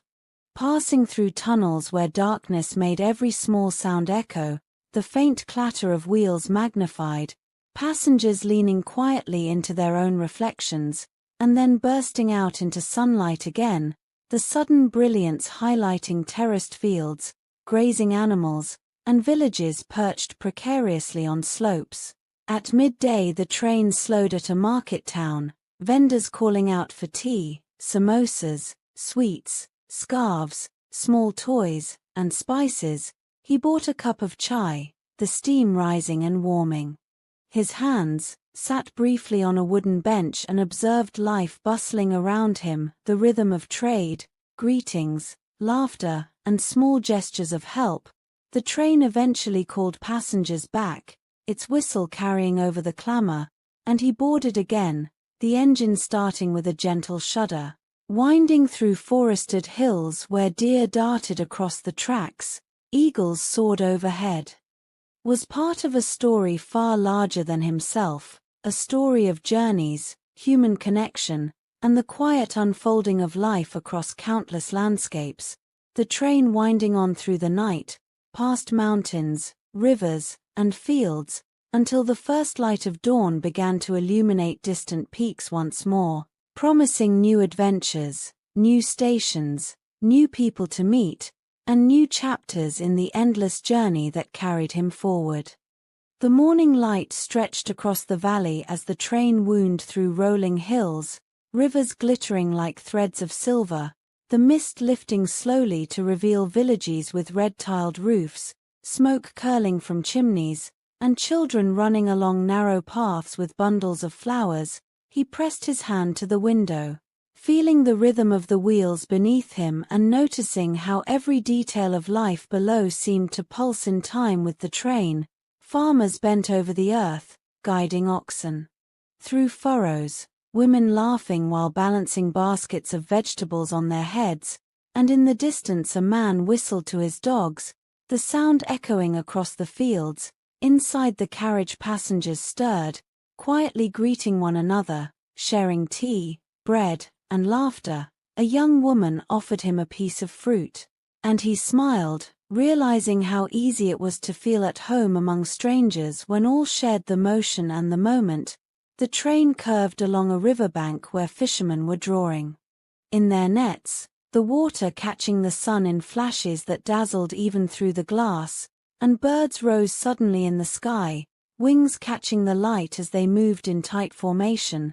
At one small station a group of monks boarded, their robes saffron and crimson, their faces serene, carrying nothing but prayer beads and small cloth bundles.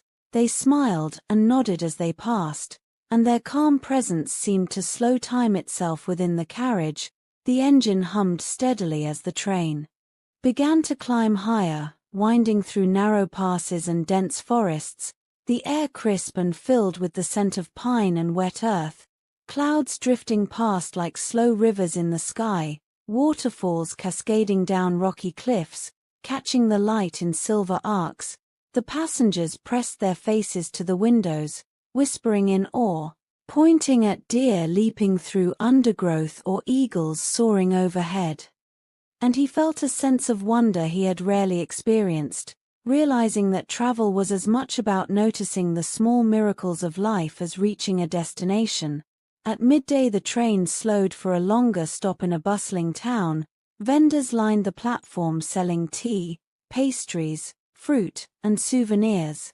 The smell of spices mixing with freshly baked bread, children darting between legs and laughing, a dog barking at a bicycle, and the entire scene filled him with quiet joy. He bought a cup of steaming tea and joined a few travelers on a bench, sharing stories and laughter briefly before the whistle called everyone back aboard, the engine lurching forward with a soft rumble, and the train carried him again through forests, fields, and rivers, every mile teaching him patience, attention, and gratitude.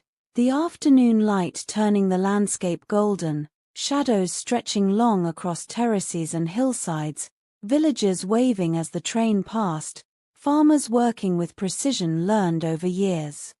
Animals grazing quietly, the rhythm of daily life flowing in harmony with the movement of the train. As the sun dipped toward the horizon, the sky painted in brilliant reds and purples, the train began to climb again into higher mountains, the air cooler, fresher, filled with the scent of snow from distant peaks. Waterfalls sparkling in the fading light, passengers leaning toward the windows, murmuring quietly in awe, children pointing excitedly at valleys below, the engine humming steadily, carrying them through narrow passes and tunnels carved into rock, the sudden darkness making every sound echo, then bursting into sunlight again, illuminating terraced fields, grazing goats, and villages perched like ornaments on cliffs. At dusk the train slowed at a small village where lanterns were lit, smoke curling from chimneys, the smell of cooking fires, warm bread, and spices filling the air. He stepped down briefly, stretching, observing children playing. Women washing clothes, men herding animals, the simplicity and rhythm of life creating a sense of peace. He returned to the carriage as the whistle called, settling in as the train moved on through twilight, lanterns glowing in distant villages, stars beginning to appear overhead.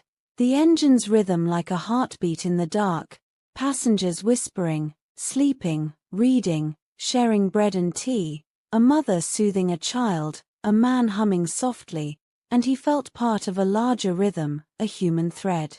Moving across mountains, rivers, forests, and plains, the train winding on through night and early morning, valleys glowing with lantern light, smoke rising lazily, and the sound of water from distant rivers, the landscape alive yet quiet, the world unfolding slowly outside the window, he pressing his forehead against the glass, feeling the vibration of the wheels beneath him, realizing that every mile, every station, every small act of kindness, every glance, every smile, every shared meal, was a story being written in motion, a tapestry of human life interwoven with rivers, mountains, plains, forests, and towns, the train rolling past snow-capped peaks, rivers glinting in the sun, terraced fields glowing with labor, villages alive with children, animals, smoke, fire, and laughter,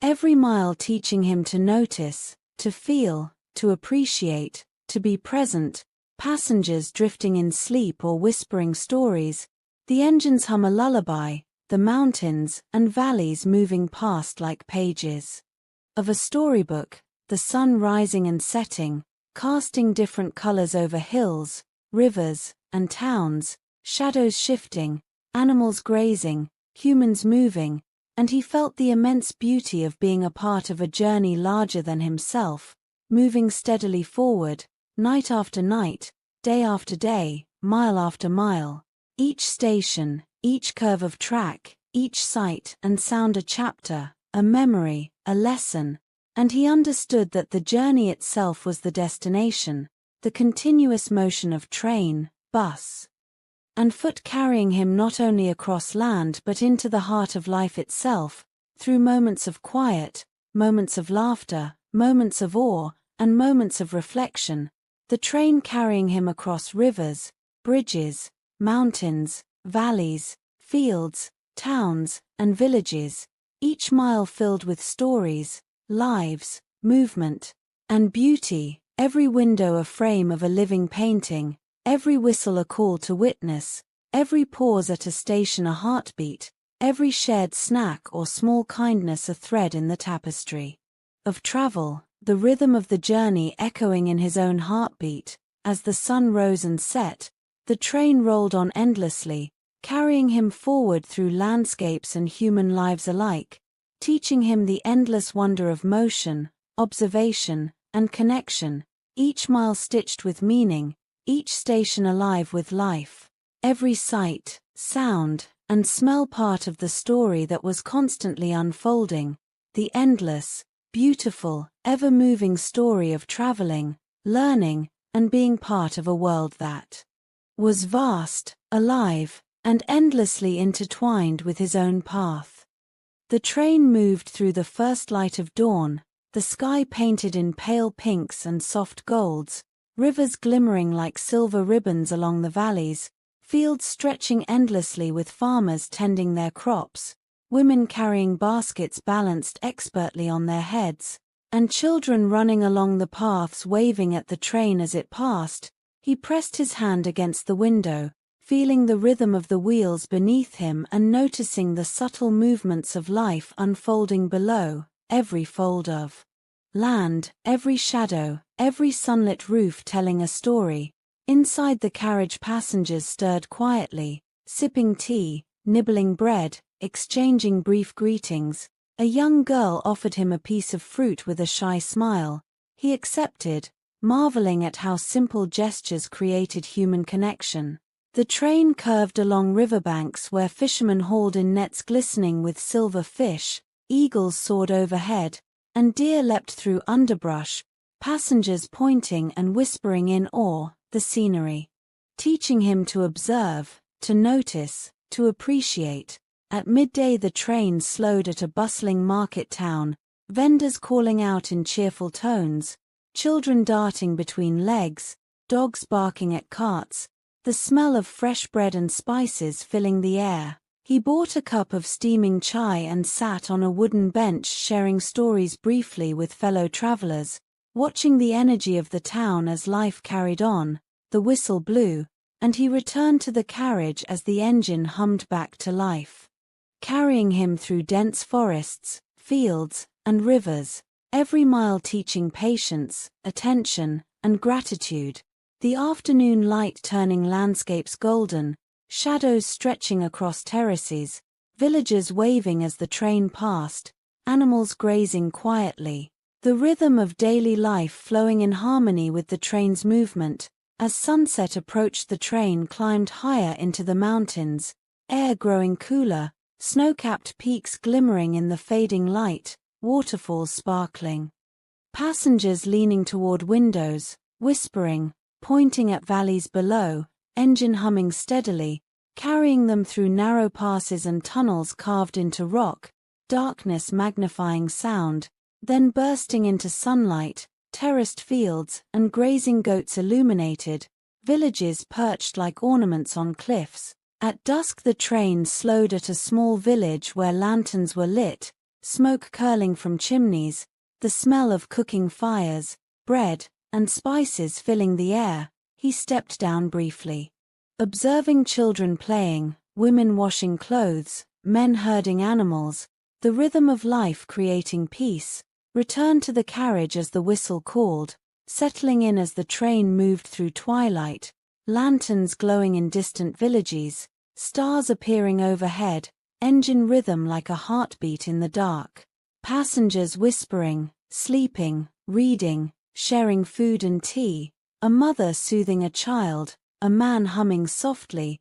He felt part of a larger rhythm, a human thread moving across mountains, rivers, forests, and plains, the train winding on through night and early morning, valleys glowing with lantern light, smoke rising lazily, the sound of distant rivers, landscape alive yet quiet, world unfolding outside the window, pressing forehead against glass, feeling vibration of wheels, realizing every mile, station, small act of kindness, glance, smile, shared meal, was a story being written in motion, a tapestry of human life interwoven with rivers, mountains, plains, forests, and towns.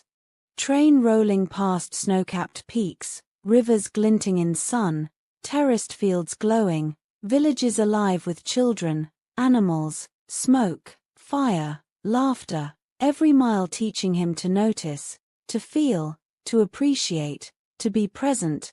Passengers drifting in sleep or whispering stories, engines hum a lullaby, mountains and valleys moving past like pages of a storybook, sun rising and setting, casting different colors over hills, rivers, towns, shadows shifting, animals grazing.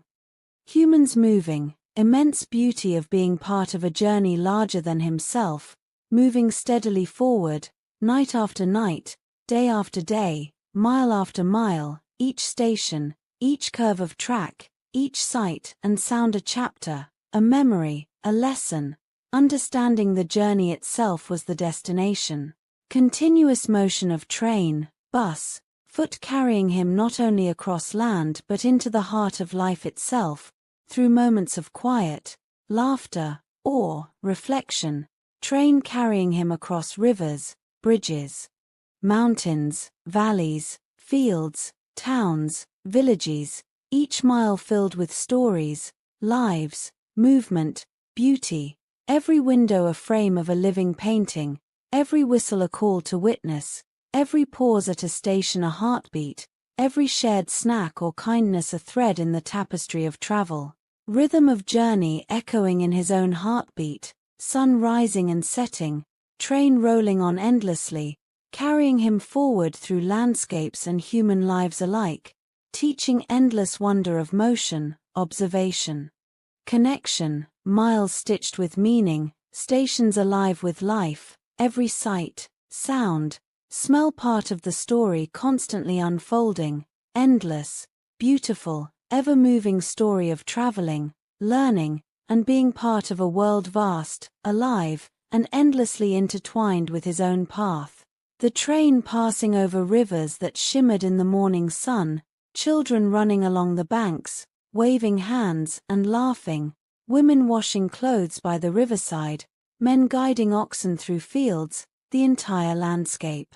Moving like a living painting, passengers pointing, whispering, sharing smiles, bread, fruit, tea, observing life unfolding in rhythm with the train, the air crisp, pine-scented, rivers sparkling, mountains rising in the distance, valleys stretching below, villages perched precariously on cliffs, smoke rising, children playing, animals grazing, merchants shouting, the engine humming steadily, carrying them onward through every curve and tunnel, every bridge and valley.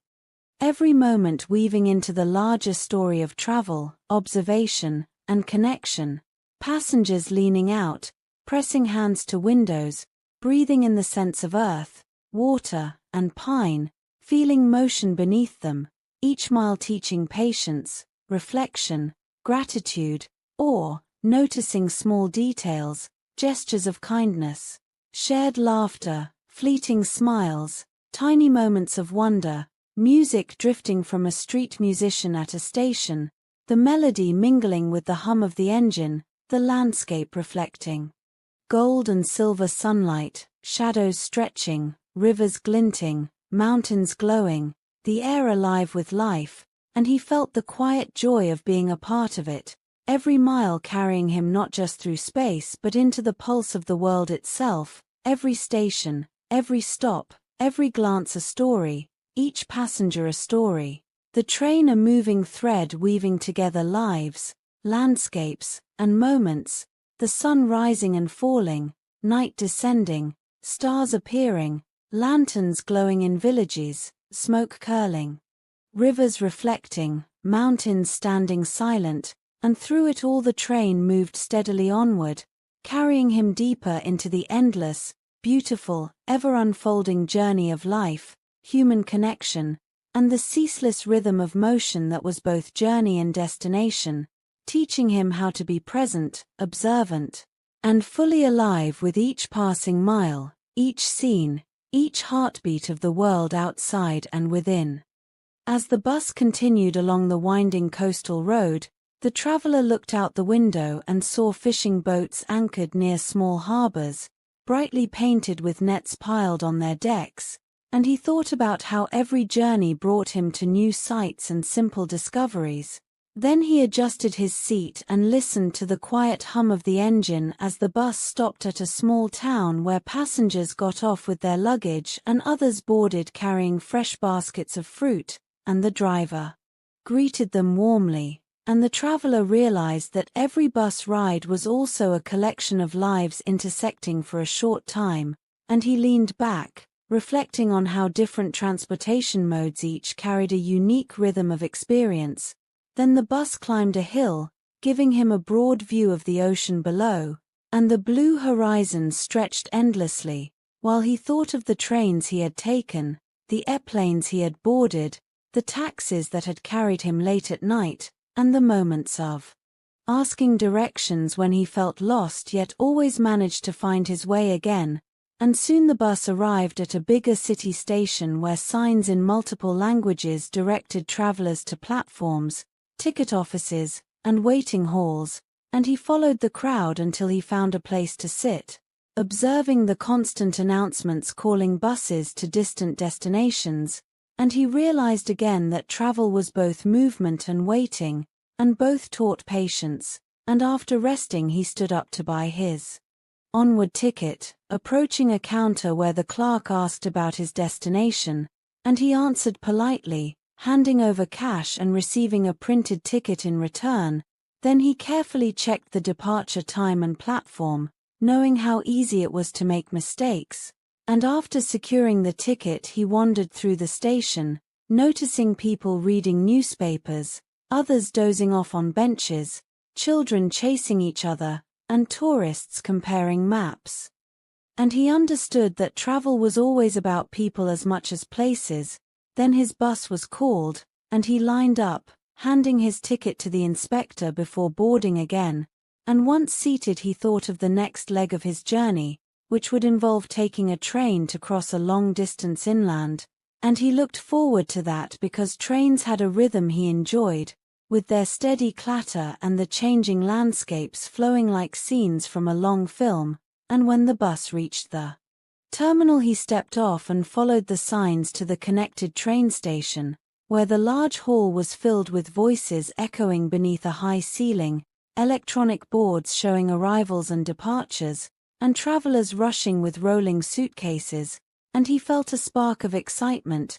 Then he walked to the ticket machine, selected his destination, inserted his card, and waited as the machine printed his ticket, which he folded and placed safely in his pocket, and with time before departure he bought a small sandwich and bottle of water from a kiosk, finding a spot near the platform entrance, and as he ate he listened to announcements about delays and on-time departures, noticing how travelers always reacted differently, some anxious, others calm, some pacing, others smiling at the thought of where they were going, and when his train was finally ready, he joined the line, showed his ticket to the attendant, and boarded, placing his bag on the rack above his seat, then settling down by the window, feeling a rush of relief that everything was in order, and as the train started moving he watched the city blur into fields, factories, and then open countryside,